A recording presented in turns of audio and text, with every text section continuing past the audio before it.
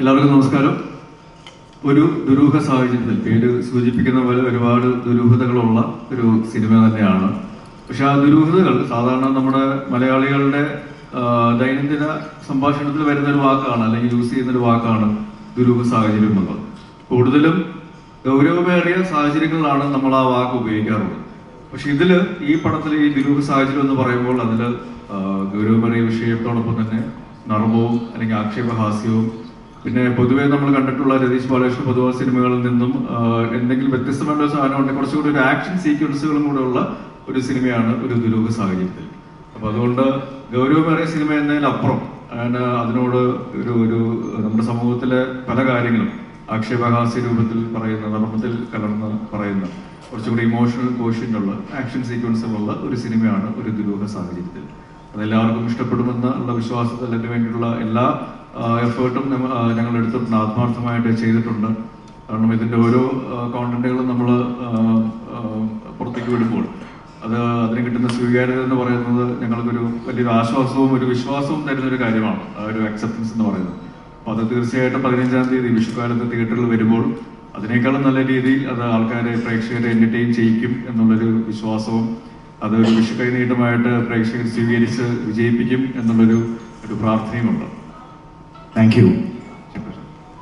അതുപോലെ തന്നെ ഞങ്ങൾ നേരത്തെ ഇന്റർവ്യൂ ചെയ്തപ്പോൾ ജാഫറൊക്കെ പറഞ്ഞൊരു കാര്യമുണ്ട്, ഇതിലെ ഹെയർ സ്റ്റൈലിനെ പറ്റി ഞങ്ങൾ ചോദിച്ചു.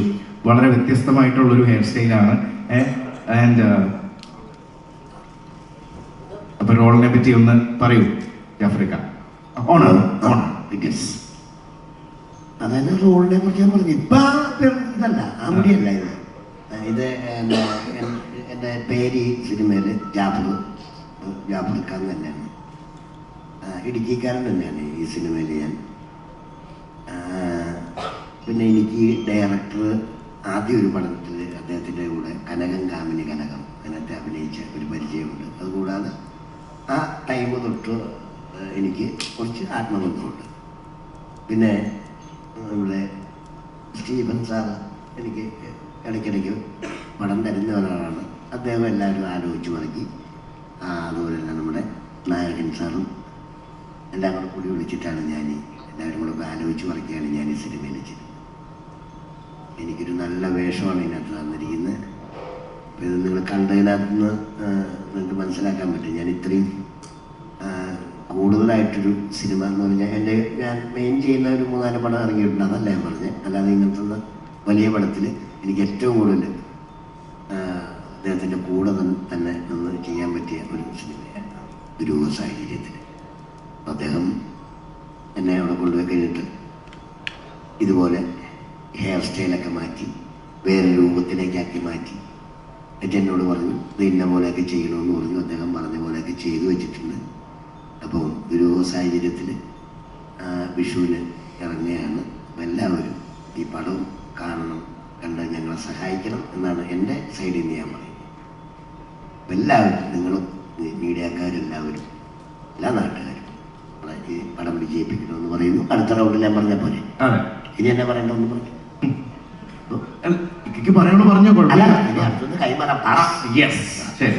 തീർച്ചയായിട്ടും ഈ പറഞ്ഞ 15-ാം തീയതി ഞങ്ങൾ ഉണ്ടാവും ഫസ്റ്റ് ഡേ ഫസ്റ്റ് ഷോയ്ക്ക്. ഞങ്ങൾ എല്ലാവരും അത് ശംഭു രണ്ടാമത്തെ പ്രാവശ്യം തിരിക്കുന്നത് അല്ലേ?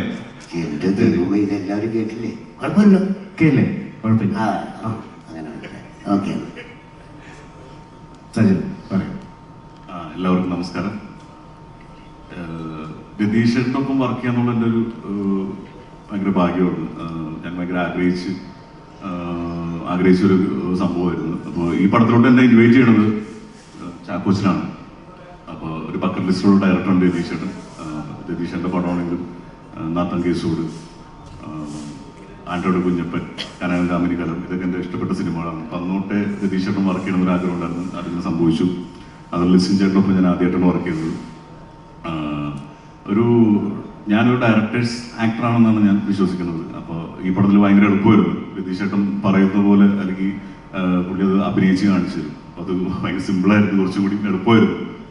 അതുപോലെ തന്നെ നിങ്ങൾ സോങ്ങുകളൊക്കെ കണ്ടിരുന്നു. ഇതിലെ സോങ് ഞാൻ ആൽക്കലി എന്നുള്ള സോങ് നിങ്ങൾ കണ്ടിട്ടുണ്ടാവുമെന്ന് പ്രതീക്ഷിക്കുന്നു.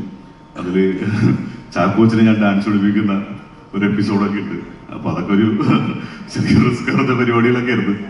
അപ്പൊ അതുകൊണ്ട് 15-ാം തീയതി പടം വരുന്നുണ്ട്. എന്റെ ക്യാരക്ടറിന്റെ പേര് ഇതിൽ രാജേന്ദ്ര പ്രസാദ് എന്നാണ്. അപ്പോൾ അതിനെക്കുറിച്ച് പറയുകയാണെങ്കിൽ ഈ പടത്തില് ഒരു പോയിന്റിൽ ഈ ക്യാരക്ടറിന്റെ കാല് ഇഞ്ചുറി ആവും. അപ്പൊ അതിനുശേഷം ത്രൂ ഔട്ട് അത് മെയിൻറ്റെയിൻ ചെയ്തിട്ടാണ് ആ ക്യാരക്ടറിന്റെ ആർക്ക്. അപ്പോ റിയലായിട്ട് അത് ഷൂട്ട് ചെയ്ത് തൊട്ട് മുന്നേ എന്റെ കാല് ശരിക്കും ഇഞ്ചുറി ആയി. ഷൂട്ട് ചെയ്യുന്ന സമയത്ത് ഒരു എയർലൈൻ ഫ്രാക്ചർ ഒക്കെ ഉണ്ടായിരുന്നു. അപ്പൊ അത് വെച്ചിട്ടാണ് പിന്നെ ത്രൂ ഔട്ട് പിന്നെ അഭിനയിച്ചത്. അപ്പൊ അങ്ങനെയൊക്കെയുള്ള കുറച്ച് ദുരൂഹ സാഹചര്യങ്ങൾ ആ പടത്തിലുണ്ടായിരുന്നു.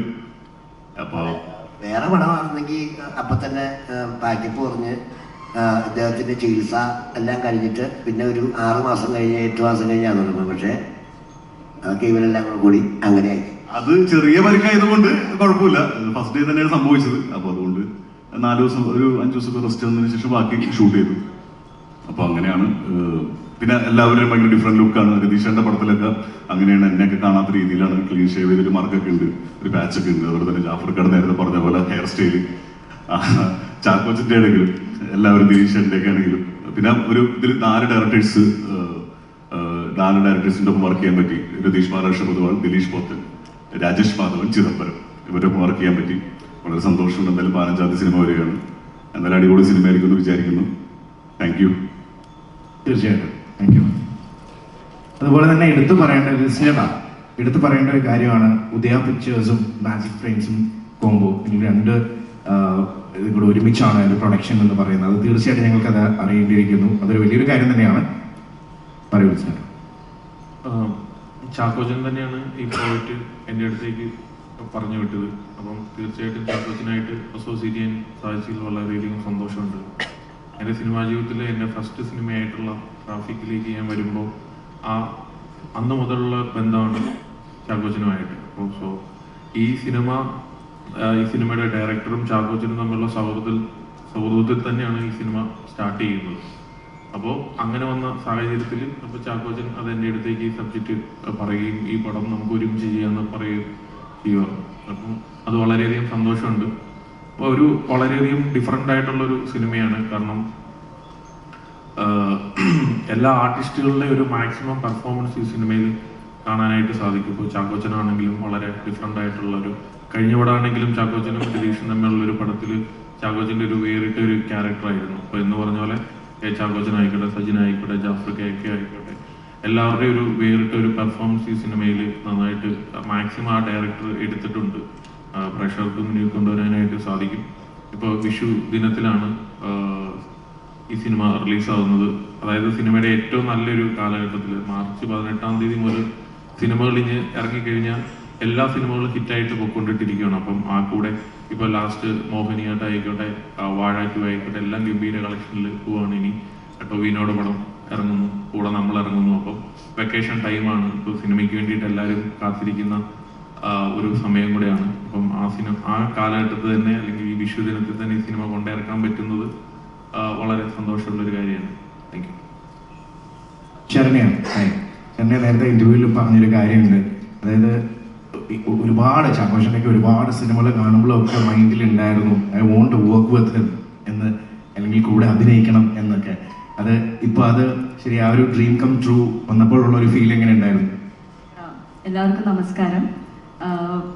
ആക്ച്വലി ചാക്കോച്ചനെ നമ്മളെപ്പോഴും ആസ് ആൻ ഓഡിയൻസ് നമ്മളെപ്പോഴും കണ്ട് ആസ്വദിക്കുകയായിരുന്നു ചെയ്തുകൊണ്ടുണ്ടായിരുന്നത്. അപ്പോൾ we use to personally visually romanticise നമ്മുടെ സ്വന്തം ആളെന്നുള്ള രീതിയിലാണ് കൊണ്ടുപോയിക്കൊണ്ടിരുന്നത്. അപ്പോൾ ഓൾ ഓഫ് എ സഡൻ പെട്ടെന്നാണ് fortunately I got this opportunity to work with him. അപ്പോൾ ഫസ്റ്റ് ടൈം എനിക്ക് കാണുമ്പോൾ ഭയങ്കര അയ്യോ ദിസ് ഇസ് ടു ഫാസ്റ്റ് എന്നുള്ള രീതിയായിരുന്നു. എനിക്ക് തോന്നിയില്ല, ലൈക്ക് ഞാൻ പ്രിപ്പയർഡ് ആയിരുന്നു എനിക്ക് തോന്നിയില്ല. So I had to work hard and level up എന്നുള്ള സാധനം, so that I cannot make mistake എന്നുള്ളൊരു സാധനം. ഞാൻ കുറച്ച് സ്ട്രിക്റ്റ് ആയിരുന്നു. ബട്ട് താങ്ക്ഫുള്ളി ചാക്കോച്ചൻ ഞാൻ വിചാരിച്ച പോലെ അല്ലായിരുന്നു, ഭയങ്കര സിമ്പിൾ ആൻഡ് കാമായിരുന്നു. ആൻഡ് ഞാനായിരുന്നു ഫുള്ള് നെർവസ്. ഇവൻ ദോ ആ മൂവിയിലെ എൻ്റെ ക്യാരക്ടർ, ഞാൻ ചെയ്യുന്ന ക്യാരക്ടർ മിനി എന്ന് പറഞ്ഞാണ് എൻ്റെ പേര്. അപ്പോൾ ആ ക്യാരക്ടർ എന്ന് പറഞ്ഞാൽ മിനി കുറച്ചും കൂടി ഒരു സ്ട്രോങ് ആയിട്ടുള്ള ഒരു നേച്ചറാണ്. പക്ഷേ അതിനു വേണ്ടിയിട്ട് എൻ്റെ preparation, like I was working so hard so that I could make it easy എന്ന് എനിക്ക് തോന്നുന്നു. ഇപ്പൊ കുറച്ചു മുമ്പ് ചാക്കോച്ചൻ ഇട്ടൊരു പേരുണ്ട് മിനിക്ക്, അല്ലേ? തീപ്പൊരി മിനി. തീപ്പൊരി മിനി ഇനി അങ്ങനെ അറിയപ്പെട്ടത് അല്ലേ? തീർച്ചയായിട്ടും. Okay, thank you Saranya, thank you. മൊത്തത്തിൽ ഒരു ദുരൂഹത നിൽക്കുന്നുണ്ട് ഈ സിനിമയിൽ. ഇതിൽ രണ്ട് കാര്യങ്ങൾ, പ്രധാനപ്പെട്ട രണ്ട് കാര്യങ്ങൾ. ഒന്ന്, ലിസ്റ്റിൻ ചാക്കോച്ചനുമായിട്ട് ആദ്യം ഒന്നിക്കുന്നു. ഇതിനു മുമ്പ് പൃഥ്വിരാജുമായിട്ട് പ്രൊഡക്ഷൻ, അതിനുശേഷം നിവിൻ പോളിയായിട്ട് പ്രൊഡക്ഷൻ, ഇപ്പോൾ ചാക്കോച്ചനുമായിട്ടുള്ള പ്രൊഡക്ഷൻ. അതിൽ ഈ കഴിഞ്ഞ സിനിമകളിൽ പൃഥ്വിയായിട്ടും നിവിനുമായിട്ട് നിന്നു. അവരിൽ നിന്നും പിന്നെ കൂടാതെ ഒരു ദുരൂഹ സാഹചര്യത്തിൽ ചാക്കോച്ചനോട് കൂടി. അതിൽ ദുരൂഹത എന്തോ ഒളിച്ചിരിക്കുന്ന പോലെ എനിക്ക് തോന്നുന്നുണ്ട്. ഇല്ല, ഇതാണ് അതിന് ആപ്റ്റായിട്ട് വന്ന സിനിമ എന്നാണ് ചാക്കോച്ചൻ പറഞ്ഞത്. അപ്പൊ അതുകൊണ്ടിട്ട് സിനിമയ്ക്ക് വേണ്ടിയിട്ട് കൈകോർത്തന്നേ ഉള്ളൂ. ഞങ്ങൾ പല സിനിമകൾ ചെയ്തിട്ടുണ്ട്, ഇത് കഴിഞ്ഞിട്ട് വേറെ സിനിമകൾ പ്ലാൻ ചെയ്തിട്ടുണ്ട്. അപ്പോൾ ഒരുമിച്ച് ഒരു പ്രൊഡക്ഷൻ ചെയ്യാനായിട്ട് പറ്റിയ സിനിമ അപ്പം അങ്ങനെയാണല്ലോ, സിനിമകൾ സംഭവിക്കുന്നതാണ്. ഈ സിനിമ കോപ്പറേഷൻ ചെയ്യാനായിട്ട് സാധിച്ചു. അല്ല, ഈ നിവിനുമായിട്ട് പിന്നീട് സിനിമകളൊന്നും കാണുന്നില്ല. നിവിനുമായിട്ട് പ്രൊഡക്ഷൻ കമ്പനി പോലും നിങ്ങൾ ഒരുമിച്ചില്ല എന്നാണ് നമുക്ക് പൊതുവെ അറിയാവുന്നത്. ചാക്കോച്ചനുമായിട്ട് ഇനി തുടർന്നു പോകാനുള്ള ഒരു താല്പര്യം എത്രമാത്രം ഉണ്ടാവും? അല്ല, ഞാൻ പറഞ്ഞല്ലോ, ഇതെല്ലാം സംഭവിക്കുന്നതാണല്ലോ. സന്തോഷം, നമ്മൾ സിനിമകൾ ഹിറ്റാവുകയും അല്ലെങ്കിൽ നമ്മൾ കോപ്പറേഷൻ ചെയ്തപ്പോൾ നമ്മളൊരു പ്രതീക്ഷിച്ച ഒരു കാര്യം പോസിറ്റീവായിട്ട് സംഭവിക്കുകയൊക്കെ ചെയ്യുമ്പോഴാണ് കൂടുതലായിട്ട് അതിനെപ്പറ്റി ചിന്തിക്കുക. അപ്പോൾ ഇതങ്ങനെ ഒരു പ്രത്യേക ഒരു ഇന്റൻഷനിൽ ഒരു ഭയങ്കരമായിട്ട് ഒരു എന്താ പറയുക, ഇതൊരു സൂപ്പർ ഹിറ്റായി ഭയങ്കര പൈസ ഉണ്ടാക്കി അങ്ങനെയല്ല. സിനിമകളിൽ ഹിറ്റാവുന്നതെല്ലാം ഓട്ടോമാറ്റിക്കലി സംഭവിക്കുന്നതാണ്. രണ്ടു പേര് തമ്മിൽ ചേരാമെന്ന് അല്ലെങ്കിൽ കോപ്പറേഷൻ ചെയ്യാമെന്ന് തീരുമാനിക്കുന്നതാണല്ലോ വലിയൊരു കാര്യം. അപ്പം അത് പോസിറ്റീവായിട്ട് എടുക്കുന്നത് മാത്രമേ ഉള്ളൂ. ചാക്കോച്ചൻ ലിസ്റ്റിനുമായിട്ട് ഒത്തിരി കാലത്തെ ബന്ധങ്ങളുണ്ട്. ഇപ്പോഴാണൊന്ന് ഒന്നിക്കുന്നത്. ഈ ലിസ്റ്റിൻ ചെയ്യുന്ന പടങ്ങളും അല്ലെങ്കിൽ ഡിസ്ട്രിബ്യൂഷനും നമ്മൾ സക്സസ് മാനായിട്ട് ലിസ്റ്റിനെ കണ്ടത് കൊണ്ടാണോ ലിസ്റ്റിനുമായിട്ടൊന്ന് കൈകോർക്കാം അല്ലെങ്കിൽ ലിസ്റ്റിനുമായിട്ട് തന്നെ ചേർന്ന് പോകാമെന്ന് ഈ സിനിമയ്ക്കൊന്ന് തീരുമാനിക്കാൻ കാരണം? ലിസ്റ്റിന്റെ തുടക്ക സിനിമ ട്രാഫിക് മുതലൊരു അഭിനേതാവ് എന്നുള്ള രീതിയിൽ ഞാനും ലിസ്റ്റിനും അസോസിയേറ്റ് ചെയ്തിട്ടുണ്ട്. ഒരുപാട് സിനിമകൾ അതിനുശേഷം ഹൗളുടെ അറിവുള്ള സിനിമകളുണ്ട്, അല്ലെങ്കിൽ ഇപ്പോൾ ദുരൂഹ സാഹചര്യമുണ്ട്. അത് വിജയിച്ച സിനിമകൾ മാത്രമല്ല, പരാജയപ്പെട്ട സിനിമകളും അതിലുണ്ട് എന്നുള്ളതാണ് വസ്തുത. അപ്പോൾ വിജയിച്ച സിനിമകൾ മാത്രം കണക്കിലെടുത്തിട്ടാണ് ഈ കൂട്ടായ്മ എന്ന് തോന്നുന്നുണ്ടെങ്കിൽ അത് തെറ്റായ ഒരു ധാരണയാണ്. പരാജയപ്പെട്ട സിനിമകളുണ്ട്, നല്ല അഭിപ്രായം കിട്ടിയിട്ട് പരാജയപ്പെട്ട സിനിമകളുണ്ട്, അഭിപ്രായം കിട്ടാതെയും പരാജയപ്പെട്ട സിനിമകളുണ്ട്, വിജയിച്ച സിനിമകൾ ഒരുപാടുണ്ട്. അപ്പൊ അങ്ങനെ നോക്കുമ്പോൾ സിനിമകൾ ഉണ്ടാവണം, പ്രത്യേകിച്ച് നല്ല സിനിമകൾ ഉണ്ടാകണം എന്നുള്ള ആഗ്രഹത്തിന്റെ പുറത്താണ് ഈ ഒരു സിനിമയുമായിട്ട് ഞങ്ങൾ ഒത്തുചേരുന്നത്. അത് അഭിനേതാവ് എന്നുള്ള രീതിയിലും അതേപോലെ തന്നെ പ്രൊഡക്ഷൻ പാർട്ട്നേഴ്സ് എന്നുള്ള രീതിയിലും ആദ്യമായിട്ട് ഒത്തുചേരുന്നു എന്നുള്ളൊരു സാഹചര്യം ഇപ്പോഴാണ് ഉണ്ടായത് എന്നുള്ളതാണ് സത്യം. അല്ലാതെ ലിസ്റ്റിൽ നിന്നുള്ളൊരു പ്രൊഡ്യൂസർ അല്ലെങ്കിൽ ഒരു ബിസിനസ് മാനെ കണ്ടിട്ടോ അല്ലെങ്കിൽ ഞാൻ എന്നുള്ളൊരു ആക്ടറിന്റെ മാർക്കറ്റബിലിറ്റി നോക്കിയിട്ടൊന്നും അല്ല ഇത് സംഭവിക്കുന്നത്. ഒരു നല്ല സിനിമ ഉണ്ടാവണം, അപ്പൊ അതിന് ഉള്ള സാഹചര്യങ്ങൾ, ഏറ്റവും നല്ല സാഹചര്യങ്ങൾ ഉണ്ടാവണം എന്നുള്ളതിൻ്റെ ഒരു ആഗ്രഹത്തിന് പുറത്തും ഒരു വിശ്വാസത്തിന് പുറത്തും ഒരു നല്ല സിനിമയായിട്ട് മാറും എന്നുള്ളൊരു ഒരു തോന്നലുമാണ് ശരിക്കും ഈ ഒരു കൂട്ടായ്മയ്ക്ക് കാരണമായത്. ഈ സിനിമയുടെ ജയപരാജയങ്ങൾ മുന്നോട്ടുള്ള യാത്രയ്ക്ക് ബാധകമാകുമോ എന്നുള്ളത് അതൊരു ഫാക്ടറാണെന്ന് എനിക്ക് തോന്നുന്നില്ല. ഞാൻ നേരത്തെ സൂചിപ്പിച്ച പോലെ വിജയങ്ങളും പരാജയങ്ങളും ഞങ്ങളുടെ സിനിമാ ജീവിതത്തിൽ ഒന്നിച്ചുള്ള യാത്രയിൽ ഉണ്ടായിട്ടുണ്ട്. അപ്പൊ അതുകൊണ്ട് നല്ല സിനിമകൾക്ക് വേണ്ടി ഈ സിനിമയുടെ റിസൾട്ട് എന്ത് തന്നെ ആവട്ടെ, അത് മുന്നോട്ടുള്ള യാത്രയ്ക്ക് ഒരു ഫാക്ടറാണെന്ന് ഞാൻ വിശ്വസിക്കുന്നില്ല. അത് ഇതിന്റെ ജയപരാജയങ്ങൾക്കപ്പുറം നല്ല സിനിമകൾക്ക് വേണ്ടി വീണ്ടും ഒന്ന് ചെയ്യും. Thank you. ചാക്കോച്ച, ഇപ്പം ട്രെയിലർ നോക്കുവാണെങ്കിൽ ഇവരൊരു ചിരിക്കകത്താണെങ്കിൽ പോലും ചാക്കോച്ചൻ ഇതുവരെ ചെയ്തതിൽ നിന്ന് വളരെ വ്യത്യസ്തമായിട്ടൊരു കാര്യമാണ് ചിരി വരെ. ഓൾസോ ഒരുപാട് കാര്യങ്ങൾ. അപ്പം ഈ പുതുമയായിട്ടുള്ള എന്തൊക്കെ കാര്യങ്ങളുണ്ടാവും ഈ സിനിമയിൽ ചാക്കോച്ചൻ ചെയ്യാനായിട്ട്? പൊതുവെ ചാക്കോച്ചൻ ഇതുവരെ ചെയ്യാത്തതായിട്ടുള്ള എന്തൊക്കെ പുതിയ കാര്യങ്ങൾ ഈ സിനിമയിൽ ഉണ്ടാവും? അല്ല, ഇതില് ശരിക്കും രതീഷ് പൊതുവാൾ എന്നൊരു ഡയറക്ടറിന്റെ ക്രിയേറ്റീവ് സൈഡ് വളരെ ഡിഫറെന്റ് ആയിട്ടുള്ള രീതിയിൽ കാണാനായിട്ട് നമുക്ക് സാധിക്കും. ഇപ്പം എൻ്റെ കഥാപാത്രം മാത്രമല്ല, ഇതിലുള്ള എല്ലാവരുടെയും, ഇപ്പോൾ സച്ചിന്റെ ഒരു അപ്പിയറൻസ് ആണെങ്കിലും അല്ലെങ്കിൽ ദിലീഷിന്റെ ഒരു അപ്പിയറൻസ് ആണെങ്കിലും ഈവൻ ജാഫ്രിക്കയുടെ അപ്പിയറൻസ് ആണെങ്കിലും എല്ലാവരുടെയും അപ്പിയറൻസുകളിൽ തന്നെ കാതലായിട്ടുള്ള മാറ്റങ്ങൾ ഉണ്ടായിട്ടുണ്ട്. അതേപോലെ തന്നെ അവരെ അവതരിപ്പിക്കുന്ന രീതികളിലാണെങ്കിലും അവർ പെർഫോം ചെയ്യുന്ന രീതികളിലാണെങ്കിലും അവരുടെ ഒരു ബോഡി ലാംഗ്വേജിലാണെങ്കിലും എല്ലാം ആ ഒരു വ്യത്യസ്തത കൊണ്ടുവരാനായിട്ട് ശ്രമിച്ചിട്ടുണ്ട്. ഇതിൽ സച്ചിന്റെ ക്യാരക്ടർ ഒരു കെമിസ്ട്രി അധ്യാപകനാണ്. അപ്പോൾ അതിൽ സജിൻ സംസാരിക്കുന്ന കൂട്ടത്തിൽ തന്നെ ഇങ്ങനെ വായുവിൽ എഴുതും. സാധാരണ നമ്മൾ സാറുമാരെ പഠിപ്പിക്കുമ്പോൾ എഴുതുന്ന പോലെ ഓരോ കാര്യങ്ങൾ പറയുമ്പോൾ പുള്ളി എഴുതി. അപ്പം ഞാൻ രതീഷിനോട് ചോദിച്ചു, അത്രയ്ക്ക് അങ്ങ് വേണോ, അത്ര ഡീറ്റെയിലിംഗ് നമുക്ക് ആവശ്യമുണ്ടോ എന്ന് ഞാൻ ചോദിച്ചായിരുന്നു. അപ്പം ഈ അടുത്ത് എൻ്റെ മദറിലോ പ്രിയയുടെ അമ്മ വീട്ടിൽ വന്നപ്പോൾ പുള്ളിക്കാരി ബയോളജി ടീച്ചറായിരുന്നു. അപ്പോൾ ഞാനെന്തോ പുള്ളിക്കാരിയോട് സംസാരിക്കുന്നിടയ്ക്ക് പുള്ളിക്കാരി ഉത്തരം പറയുന്നതിനിടയ്ക്ക് ഇങ്ങനെ എഴുതുന്നു. അതായത് മേശപ്പുറത്ത് അല്ലെങ്കിൽ പുള്ളിക്കാരുടെ മടിയിലൊക്കെ ഇങ്ങനെ എഴുതാറുണ്ട് സംസാരിക്കുന്ന കൂട്ടത്തിൽ.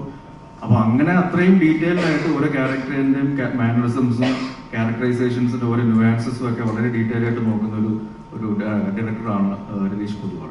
അപ്പം അത് എല്ലാ കഥാപാത്രങ്ങളിലും അങ്ങനത്തെ ഡീറ്റെയിലിങ്ങുകൾ, അല്ലെങ്കിൽ നമ്മൾ നമ്മുടെ ഡെയിലി ലൈഫിൽ കാണുന്ന ക്യാരക്ടേഴ്സിൻ്റെ ആൾക്കാരുടെ ചെറിയ ചെറിയ ക്യാരക്ടറൈസേഷൻസ് പോലും നമ്മൾ കണ്ടിട്ടില്ലെങ്കിൽ പോലും അദ്ദേഹം കണ്ടിട്ടുണ്ട്. അത് വളരെ ഓർഗാനിക്കായിട്ട് ഈ സിനിമയിലെ കഥാപാത്രങ്ങളിലായിട്ട് കൊണ്ടുവരാൻ ശ്രമിച്ചിട്ടുണ്ട്.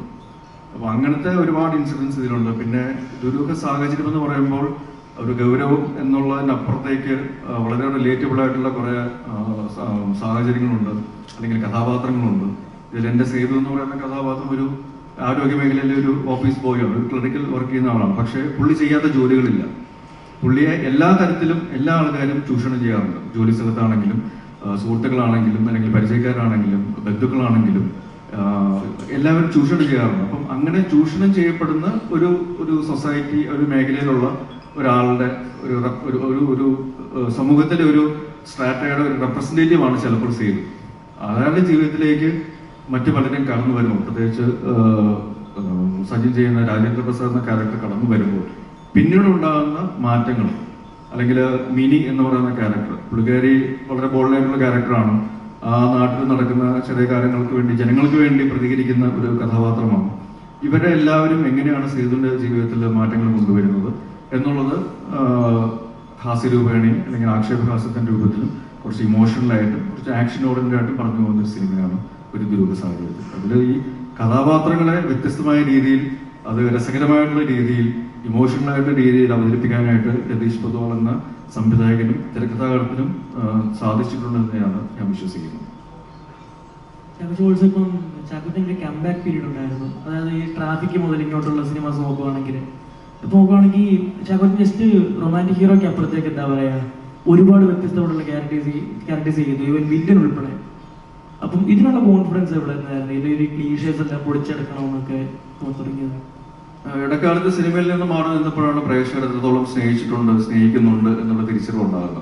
അപ്പം അത് തുടക്കകാലത്ത് സിനിമയെ സ്നേഹിക്കാതെ ആഗ്രഹിക്കാതെ വന്ന ഒരാളാണ് ഞാൻ. അത് കഴിഞ്ഞിട്ട് ആ സ്നേഹം, പ്രേക്ഷകർ എന്നോടുള്ള സ്നേഹം തിരിച്ചറിയുകയും അത് തിരിച്ചു കൊടുക്കുക എന്നുള്ളത് നല്ല കഥാപാത്രങ്ങളുടെയും സിനിമകളിലൂടെയും ആവണം എന്നുള്ള തിരിച്ചറിവിൻ്റെ പുറത്താണ് വ്യത്യസ്തമായ കഥാപാത്രങ്ങൾക്ക് വേണ്ടിയുള്ള അന്വേഷണവും ശ്രമവും യാത്രയും തുടങ്ങിയത്. ഒരു 5-6 കൊല്ലങ്ങളായിട്ട് ചെയ്യുന്ന സിനിമകൾ, വ്യത്യസ്തമായ സിനിമകളും അല്ലെങ്കിൽ കഥാപാത്രങ്ങളും കുറച്ചുകൂടെ ആഘോഷിക്കപ്പെടുന്നുണ്ടെങ്കിൽ, പക്ഷെ അതിനുള്ള ശ്രമങ്ങൾ എത്രയോ വർഷങ്ങൾക്ക് മുമ്പ് തുടങ്ങിയതാണ്. ചെറിയ ക്യാരക്ടറുകളിലൂടെ അല്ലെങ്കിൽ ചെറിയ റോളുകളിലൂടെ ആണെങ്കിലും എല്ലാം. ട്രാഫിക്കൊക്കെ അങ്ങനത്തെ രീതിയിൽ ഒരു കഥാപാത്രത്തെ ഒരു ക്യാരക്ടർ അല്ലെങ്കിൽ ഇമേജ് ചേഞ്ചിന് വേണ്ടി ഒരുപാട് സഹായിച്ചിട്ടുള്ള ഒരു സിനിമയാണ്. അങ്ങനെ ഒരുപാട് സിനിമകൾ, കുറേ നെഗറ്റീവ് ഷെയ്ഡ്സ് ഉള്ള ക്യാരക്ടേഴ്സ് ചെയ്തിട്ടുണ്ട്. ഹ്യൂമർ ചെയ്യാതിരുന്ന് ഞാൻ ഹ്യൂമർ ചെയ്തിട്ടുണ്ട്. അപ്പോൾ അതൊക്കെ പാളിപ്പോയിട്ടുമുണ്ട്. എന്നാൽ അങ്ങനത്തെ ഒരു ട്രയൽ ആൻഡ് എറർ പ്രോസസ്സ് കഴിഞ്ഞിട്ട് വളരെ പതുക്കെയാണ് ട്രാൻസ്ഫോർമേഷൻ നടന്നത്. അല്ലാതെ ഒരു സുപ്രഭാതത്തിൽ പെട്ടെന്ന് ഭയങ്കരമായിട്ട് മാറ്റമുണ്ടായി വന്നൊരാളല്ല ഞാൻ. അതിൻ്റെ പുറകിൽ കുറേ അധ്വാനങ്ങളുണ്ട്, കുറേ തിരസ്കാരങ്ങളുണ്ട്, പരാജയങ്ങളുണ്ട്, വിജയങ്ങളുണ്ട്, എല്ലാം അതിൻ്റെ ഭാഗമാണ്. താങ്ക് യു ചാക്കോച്ച. Next question.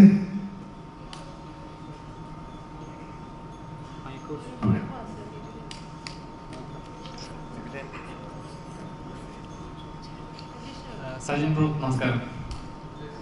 നമസ്കാരം ബ്രോ.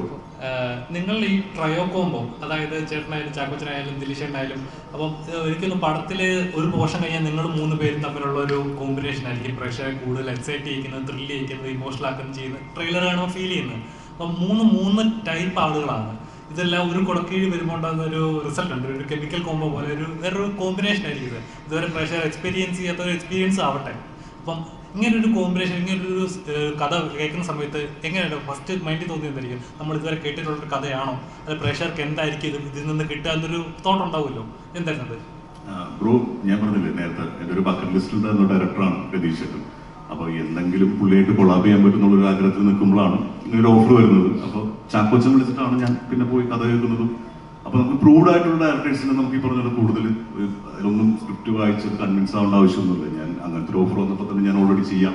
പിന്നീട് സ്ക്രിപ്റ്റ് കേട്ടപ്പോൾ അതിലൊരു ലെയർ, രതീഷേട്ടൻ്റെ ഒരു മീറ്റർ, ഒരു ക്യാരക്ടർ ആർക്ക്, ഞാൻ ഈ പറഞ്ഞ പോലെ ഇവരുടെ ഒരു ഫാമിലിയിലോട്ട് വന്ന് കയറിയിട്ടുള്ള ഒരു മൊമെന്റ്സും ആ പാട്ട് കാണുമ്പോൾ മനസ്സിലാവും. ഞങ്ങൾ ഓൾറെഡി 3 പേരും ഷർട്ട് ഇല്ലാതെ കെട്ടിപ്പിടിച്ചിട്ടുള്ള ഒരു മൊമെന്റ്സ് ഒക്കെ ഉണ്ട്. അത് കാണുമ്പോൾ കുറച്ചുകൂടി ആൾക്കാർ ഭയങ്കര അറ്റാച്ച്മെന്റ്, ഭയങ്കര ഒരു ഫ്രഷ്നെസ്, ഒരു പുതുമ വരുന്നുണ്ട്, വെൽക്കമിങ് ഫീൽ ഒക്കെ വരുന്നുണ്ട് പടത്തിൽ. അപ്പോൾ അത് ഗ്രാജുവലി പിന്നെ എന്താ സംഭവിക്കണം എന്നുള്ള പടത്തിലുണ്ട്. അപ്പോൾ അങ്ങനെയാണ് ഫീൽ ചെയ്തത്. ദിലീഷേട്ടൻ്റെ ഒപ്പം ഞാൻ ആദ്യമായിട്ടൊക്കെ വർക്ക് ചെയ്തതാണ്. ചാക്കോച്ചൻ്റെ ഒപ്പം ചാകറിന് ശേഷം വർക്ക് ചെയ്യുന്ന സിനിമയാണ്. അപ്പോൾ അങ്ങനെയൊക്കെ ആയിരുന്നു. നല്ലൊരു എക്സ്പീരിയൻസ് ആയിരുന്നു പ്രോസസ്. ഞാൻ പറഞ്ഞില്ലേ, ഡയറക്ടേഴ്സ് ആക്ടറാണ് ഞാൻ. അപ്പോൾ ദിലീഷേട്ടനും വർക്ക് ചെയ്യുമ്പോൾ ആഫ്രിക്കൻ്റെ അടുത്ത് വന്നൊരു കാര്യമുണ്ട്, പൂജ ചെയ്യണം. പൂജയുടെ സമയത്ത് ഇതൊരു പേടിക്കേണ്ട കാര്യമൊന്നുമില്ല, ചൂണ് ഡയറക്ടറെ അനുസരിച്ചിട്ടാണ് അഭിനയിച്ചത്. കാരണം ഇതിനു മുന്നേ ഒരു മറ്റേ കാമനി കാലത്തിലൊക്കെ അഭിനയിച്ചവരുടെ കൂടെ എക്സ്പീരിയൻസിൽ പറഞ്ഞാണ്. അപ്പൊ അങ്ങനെയാണ് രതീഷേട്ടൻ്റെ കൂടെ വർക്ക് ചെയ്തപ്പോൾ കിട്ടിയൊരു ഇത്. അല്ല, ചിദംബരം ആണെങ്കിലും ഞാൻ ജാനമല്ല് ചിദംബരം ഡയറക്ട് ചെയ്ത പടത്തിൽ ഞാൻ അഭിനയിച്ചിട്ടുണ്ട്. പക്ഷെ ഇതിൽ ഒരുമിച്ച് ആർട്ടിസ്റ്റായിട്ട് ചെയ്യാൻ പറ്റി. അതുകൊണ്ട് എല്ലാം കൊണ്ടും അടിപൊളിയായിരുന്നു. വയനാടൊക്കെ ആയിരുന്നു ഷൂട്ട്. അപ്പോൾ എല്ലാവരും ഒരു ഫ്രണ്ട്സ് ആൻഡ് ഫാമിലിയൊക്കെ പോലെ തന്നെ നമ്മൾ ഒരുമിച്ച് ഒരു കുറച്ച് ഡേയ്സ് ഒരുമിച്ചുണ്ടായിരുന്നു. ചെയ്യാൻ പറ്റി. ഒരു ഡിഫറെന്റ് ഗെറ്റപ്പിൽ ഒക്കെ ചെയ്യാൻ പറ്റി. ഒരു ക്യാരക്ടറും അങ്ങനെ തന്നെ ആയിരിക്കും. എല്ലാവർക്കും പടം കാണുമ്പോൾ മനസ്സിലാവും. Thank you. അതുപോലെ ചാക്കോച്ചന്റെ ഓരോ പോസ്റ്റുകൾ കാണുമ്പോൾ നമുക്ക് ഏകദേശം ഈ പടത്തിന് ഡാൻസ് ഇറങ്ങിയതിന് ശേഷം ചാക്കോച്ചൻ ഓരോ മനുഷ്യരുടെ ഉള്ള ഡാൻസ് ആയാലും ശരി, ഓരോ സ്ഥലത്ത് പോകുമ്പോൾ ചെയ്യും. ആ ഒരു നമുക്കൊരു ആക്ടറിൽ ഉണ്ടാകുന്ന ഒരു കോൺഫിഡൻസ് ഉണ്ട്, ഒരു ക്യാരക്ടറിൽ ഉണ്ടാകുന്ന ഒരു ഇത് പ്രേക്ഷകരിലേക്ക് എത്തിക്കഴിഞ്ഞ് കഴിഞ്ഞാൽ എന്തായാലും വർക്കൗട്ട് ആവും ഉണ്ടാകുന്ന ഒരു കോൺഫിഡൻസ് ഉണ്ട്. അത് അപ്പോൾ ചാക്കോച്ചൻ ഓരോ പോസ്റ്റ് ചെയ്യുമ്പോൾ നമുക്കത് ഫീൽ ചെയ്യുന്നുണ്ട്. അപ്പം ശരിക്കും പറയാം, മലയാളികൾക്ക് ഒരുപാട് എവർഗ്രീൻ ക്യാരക്ടേഴ്സ് തന്നൊരു ആളാണ് താങ്കൾ, ഒരു എവർഗ്രീൻ ആക്ടർ എന്ന് തന്നെ പറയാം. അപ്പം അപ്പോൾ ഇതേ കഥാപാത്രം എത്രത്തോളം പ്രേക്ഷകർക്ക് റിലേറ്റ് ചെയ്യാൻ പറ്റുന്ന ഒരു കഥാപാത്രമായിരിക്കും? ഇത് കോൺഫിഡൻസ് എന്നതിന് അപ്പുറം ഇതൊരു വിശ്വാസമാണ്. കാരണം നല്ല സിനിമകളെ മലയാള പ്രേക്ഷകർ ഏത് തരത്തിലുള്ള സിനിമകളാണെങ്കിലും സ്വീകരിക്കും, അല്ലെങ്കിൽ സ്വീകരിക്കുന്നുണ്ട് എന്നുള്ളതിൻ്റെ ഒരു വിശ്വാസമാണ് അതിന് ആസ്പദം.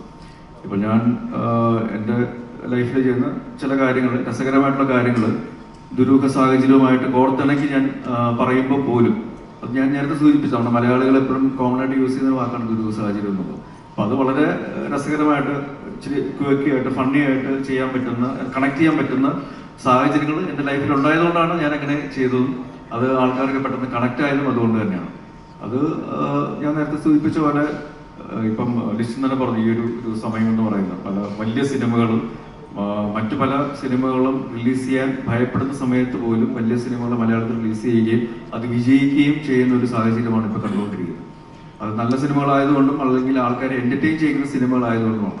അപ്പോൾ ആ രീതിയിൽ നോക്കുമ്പോൾ തീർച്ചയായിട്ടും ഈ ഒരു വിഷുക്കാലം എന്ന് പറയുന്നത്, അല്ലെങ്കിൽ ഈ ഒരു അവധിക്കാലം എന്ന് പറയുന്നത് നല്ല സിനിമകളുമായിട്ട് വരുന്ന ആരെയും നിരാശപ്പെടുത്തില്ല മലയാള സിനിമ പ്രേക്ഷകർ എന്നുള്ള ഒരു വിശ്വാസത്തിന്റെയും കോൺഫിഡൻസിന്റെയും പുറത്താണ് ഒരു ദുരൂഹ സാഹചര്യം എന്നുള്ള സിനിമയുമായിട്ട് ഈ ടീം വരുന്നത്. ഇതിൽ എടുത്തു പറയേണ്ട 2-3 പേരുകൾ, ഒന്ന് ചിദംബരത്തിന്റെ കാര്യമാണ്, അങ്ങനെ എടുത്തു പറഞ്ഞില്ല. കാരണം ചിദംബരം എന്ന സംവിധായകൻ, മഞ്ഞുമൽ ബോയ്സിന്റെ സംവിധായകൻ ആദ്യമായിട്ട് ഒരു ഫുൾ ലെങ്ത് ക്യാരക്ടർ ചെയ്യുന്ന ഒരു സിനിമയും കൂടെയാണ് ഒരു ദുരൂഹ സാഹചര്യത്തിൽ. അപ്പം അദ്ദേഹത്തെ ഇതുവരെ നമ്മൾ അങ്ങനെ ഒരു രീതിയിൽ, ഒരു അപ്പിയറൻസിലും ഒരു ഭാവത്തിലും നമ്മൾ കണ്ടിട്ടില്ല. അതിൻ്റെ ഒരു ഫ്രഷ്നെസ് ഈ സിനിമയിലുണ്ടാവും. അതേപോലെ തന്നെ സുധീഷ്, എൻ്റെ ആദ്യ സിനിമ മുതൽ ഒരുപാട് നല്ല സിനിമകളുടെ ഭാഗമായിട്ട് സഞ്ചരിച്ചിട്ടുള്ള ഒരു അഭിനേതാവാണ്, ഒരു സുഹൃത്താണ്. ഈ അടുത്ത കാലങ്ങളിൽ അദ്ദേഹം വ്യത്യസ്തമായ പല സിനിമകളും പല ക്യാരക്ടേഴ്സും ചെയ്യുന്നുണ്ട്. ഇപ്പോൾ വാഴ 2 എന്നൊരു മനോഹരമായ വേഷം ചെയ്തിട്ടുണ്ട്. സുധീഷിനെയും ഈ സിനിമയിൽ വളരെ ഡിഫറെൻ്റ് ആയിട്ടുള്ള ഒരു രീതിയിൽ കാണാനായിട്ട് സാധിക്കും. അതേപോലെ ഇതിൻ്റെ ഗാനങ്ങളാണെങ്കിലും ഡോൺ വിൻസനാണ് മ്യൂസിക് ചെയ്തിരിക്കുന്നത്. വരികൾ ഞാനാലിക്കൽ എന്ന ഗാനം രചിച്ചിരിക്കുന്നത് രതീഷ് തന്നെയാണ്. ഒരു കെമിസ്ട്രി ടീച്ചർക്ക് വേണ്ടി എന്ന് പറഞ്ഞാണ് ആ പാട്ട് തുടങ്ങുന്നത് തന്നെ. ശരിക്കും ഒരു കെമിസ്ട്രി അധ്യാപകൻ എൻ്റെ റൈറ്റ് സൈഡിലും ഒരു കെമിസ്ട്രി അധ്യാപികയാണ് എൻ്റെ ഇടതുവശത്തും ഇരിക്കുന്നത്. അപ്പം അങ്ങനത്തെ കുറച്ച് രസകരമായിട്ടുള്ള കോമ്പോസും കാര്യങ്ങളും ഇതിലുണ്ട്. പിന്നെ പുള്ളിയുടെ ചില റെഫറൻസുകളൊക്കെ ഭയങ്കര രസമാണ്. ഇതിൽ മിനി എന്നാണ് ശരണ്യെ അവതരിപ്പിക്കുന്ന കഥാപാത്രത്തിൻ്റെ പേര്. എൻ്റെ പേര് സേതു എന്നാണ്. ഒരു ഹീറോ ഹോണ്ട സ്പ്ലെൻഡർ ഉണ്ട്.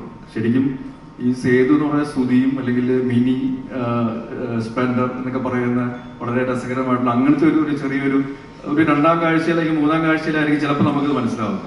ഇത് പറയാൻ കാരണം, ഇത് ഷൂട്ട് ചെയ്യുന്ന സമയത്ത് എനിക്ക് മനസ്സിലായിട്ടില്ല. അതാണ് എൻ്റെ രസകരമായ കാര്യം. അപ്പൊ ഇങ്ങനത്തെ ചില നമുക്ക് പെട്ടെന്ന് ആദ്യ കാഴ്ചയിൽ പെട്ടെന്ന് കിട്ടാത്ത ചില രസകരമായിട്ടുള്ള സംഭവങ്ങൾ, അല്ലെങ്കിൽ രസകരം മാത്രമല്ല വളരെ ഗൗരവമേറിയ വിഷയങ്ങൾ പോലും നമുക്ക് പിന്നീട് നമുക്ക് ഡീകോഡ് ചെയ്യാനായിട്ട് സാധിക്കുന്ന ഒരു സിനിമയും കൂടിയായിരിക്കും ഒരു ദുരൂഹ സാഹചര്യത്തിൽ. അപ്പം അങ്ങനെ നോക്കുമ്പോൾ ഇതുവരെ കാണാത്ത തരത്തിൽ കഥാപാത്രങ്ങളെ അല്ലെങ്കിൽ അഭിനേതാക്കളെ അവതരിപ്പിക്കാൻ സാധിക്കുകയും നമ്മളെ സാധാരണ ജീവിതത്തിൽ അല്ലെങ്കിൽ ദൈനംദിന ജീവിതത്തിൽ നടക്കുന്ന പല കാര്യങ്ങളും വേറൊരു ഡിഫറെന്റ് പെർസ്പെക്റ്റീവിൽ ആംഗിളിൽ അവതരിപ്പിക്കാൻ സാധിക്കുന്ന അല്ലെങ്കിൽ സാധിച്ചിട്ടുള്ള ഒരു സിനിമയാണെന്നുള്ള വിശ്വാസത്തിന് പുറത്താണ് ഒരു ദുരൂഹ സാഹചര്യവുമായിട്ട് വരുന്നത്. അപ്പോൾ അത് നല്ല സിനിമയുടെ ഗണത്തിൽ പെടും എന്നുള്ളൊരു വിശ്വാസത്തിന് പുറത്താണ് മാജിക് ഫ്രെയിംസും ഉദയ പിക്ചേഴ്സും അത് പ്രൊഡ്യൂസ് ചെയ്യാനായിട്ട് തീരുമാനിച്ചതും തിയേറ്ററിലേക്ക് വിഷു കൈനീട്ടമായിട്ട് കൊണ്ടുവരുന്നത്.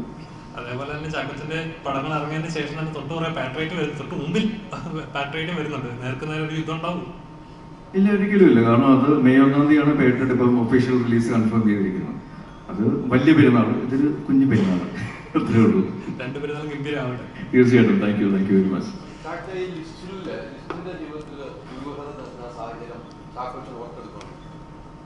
അത് ശരിക്കും ഈ സജിന്റെ കാലിന്റെ ഇഷ്യൂ നമ്മൾ പറഞ്ഞിരുന്നല്ലോ. അപ്പം ഹെയർലൈൻ ഫ്രാക്ചർ ആണെന്ന് പറഞ്ഞു. ജാഫറിക്ക പറഞ്ഞു എന്തെങ്കിലും ഭയങ്കര വലിയ ഇഷ്യൂ ആയിരുന്നെങ്കിൽ നമ്മളപ്പം ഷെഡ്യൂൾ ക്യാൻസൽ ചെയ്യുക, അല്ലെങ്കിൽ പടം നിർത്തി വെച്ച് വേറൊരു ആക്ടറെ നമ്മൾ നോക്കിയാണ്. ഇപ്പോൾ ലിസ്റ്റ് നോക്കിയപ്പം ഇത് വലിയ ചെലവില്ലാത്ത കാര്യമാണ്, പിന്നെ കഥാപാത്രത്തിന് യോജിച്ച രീതിയിലുള്ള കാര്യമാണ്. അപ്പം ചികിത്സിക്കാൻ പോയി കഴിഞ്ഞാൽ അത് വേണ്ട, മരുന്നൊന്നും വേണ്ട, അല്ലെങ്കിൽ എക്സ്റേ ഒന്നും എടുക്കണ്ട, ഇത് അങ്ങനെ തന്നെ പോട്ടെ, ക്യാരക്ടറിന്റെ പരിപാടിയാണെന്ന് പറഞ്ഞപ്പോഴത്തേന് എനിക്ക് മനസ്സിലായി ഇദ്ദേഹത്തിന്റെ ഒരു ഇൻബിൽറ്റ് അല്ലെങ്കിൽ ഇൻബോൺ ബിസിനസ് അക്യുമെന്റ് എത്രത്തോളം ഉള്ളത്. പിന്നെ എനിക്ക് ആ ഏരിയയിലേക്ക് നോക്കേണ്ടി വന്നിട്ടില്ല. എല്ലാ ലിസ്റ്റിന്റെ ടീമും പ്രത്യേകിച്ച് അഖിലും ഒക്കെ അതിൽ ഭയങ്കരമായിട്ട്, കാരണം ലിസ്റ്റിൽ പൂജയ്ക്ക് ശേഷം പിന്നെ ലൊക്കേഷനിലേക്ക് വന്നിട്ടേ ഇല്ല. കാരണം എങ്ങാണ് ഈ കാലിന്റെ ചികിത്സയ്ക്ക് കൂടുതൽ എന്തെങ്കിലും സാലറി ചോദിക്കുമോ എന്നുള്ള ഭയത്തിന് പുറത്ത് പുള്ളി വന്നിട്ടില്ല. അപ്പൊ അതൊക്കെ എടുത്ത് കണ്ടുപഠിക്കേണ്ട കാര്യങ്ങളാണ്. പക്ഷെ ജോക്സ് അപ്പാർട്ട്, ഈ സിനിമയ്ക്ക് വേണ്ടിയിട്ട് ഞാൻ ആദ്യമായിട്ട് ലിസ്റ്റിൻ ആണ് ശരിക്കും രതീഷ് പൊതുവാളിനെ ആദ്യം എൻ്റെ അടുത്ത് വിടുന്നത് ആൻഡ്രോയിഡ് കുഞ്ഞപ്പൻ എന്ന സിനിമയ്ക്ക് വേണ്ടിയിട്ട്. അന്ന് എനിക്ക് മനസ്സിലായില്ല പുള്ളി എന്താ പറയുന്നുള്ളത്. തിയേറ്ററിൽ സിനിമ വന്നതിന് ശേഷമാണ് എനിക്ക് മനസ്സിലായത് ഇതാണ് ടൈം ഉദ്ദേശിച്ചതെന്നുള്ളത്. അപ്പൊ അതിനുശേഷം വീണ്ടും രതീഷുമായിട്ട് ഒരു സിനിമ ചെയ്യുമ്പോൾ തിരിച്ച് ആ ഒരു കാര്യം തിരിച്ചു കൊടുക്കുക എന്നുള്ളത് എൻ്റെ ഭാഗത്ത് നിന്ന് ഞാൻ ചെയ്യേണ്ട ഒരു ന്യായമായിട്ട് എനിക്ക് തോന്നുന്നു. അത് ഒരു നല്ല സിനിമയുടെ ഭാഗമാകുക എന്നുള്ളത് ഉറപ്പുവരുത്താൻ വേണ്ടിയിട്ട് ഉള്ളൊരു ശ്രമവും ഞങ്ങളുടെ ഭാഗത്ത് തീർച്ചയായിട്ടും ഉണ്ട്.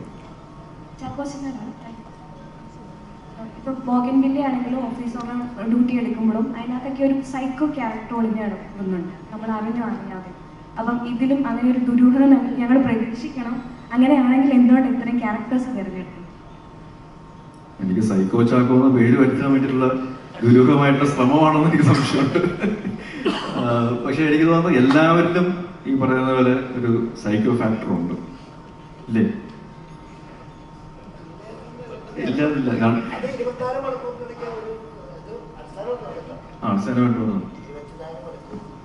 24 മണിക്കൂർ നമ്മൾ ഒരു ദിവസം അതിൽ കുറേ നേരങ്ങൾ ഉറങ്ങുമല്ല. ഈ ഉറങ്ങാതെ ഇരിക്കുന്ന സമയങ്ങളുണ്ട്. രാവിലെ എഴുന്നേറ്റു പിന്നെ വൈകുന്നേരം വരെയുള്ള ആ സമയത്ത് നമ്മളുടെ മെൻ്റലിന് ചെറിയ ഏതോ ഒരു കുറച്ച് സെക്കൻഡ് നേരം എന്തോ ഈ പറഞ്ഞ പോലെ വരാമെന്നാണ് പറയുന്നത്, വരും. ഒരു നല്ലൊരു സുഹൃത്തുമായിട്ട് സംസാരിച്ചുകൊണ്ടിരിക്കുന്നു. അത് സംസാരിച്ചുകൊണ്ടിരുന്നിട്ട് അയാളൊരു ഫോൺ വന്നത് മാറി. ഞാൻ മാറിക്കഴിഞ്ഞിട്ട് ഇയാൾക്കൊരു ഫോൺ വന്നു. അതെന്ന് പറയുമ്പോൾ ഒരു നല്ല സുഹൃത്ത് ഇങ്ങനെ ഒന്ന് വർത്തമാനം പറയാറുണ്ട്, എന്തൊരു അങ്ങനെയാണ് ഇങ്ങനെയാണെന്ന് പറഞ്ഞു. കുറച്ച് കഴിഞ്ഞിട്ട് വന്നിട്ട് പെട്ടെന്ന് എന്തേലും ചോദിച്ചു, എടാ നീ അങ്ങോട്ട് പോകണ്ട, അവിടെ ഒരു അതെ സത്യം പറഞ്ഞാൽ ഞാൻ വായിച്ചിട്ടുള്ളതാണ്. അതാണ് പറഞ്ഞത്, ഇതിനെക്കുറിച്ച് വായിച്ച, അതുകൊണ്ട് ഞാൻ പറഞ്ഞ ഇത്രയും സൈക്കോ അല്ല ഞാൻ. അതെനിക്കിപ്പോ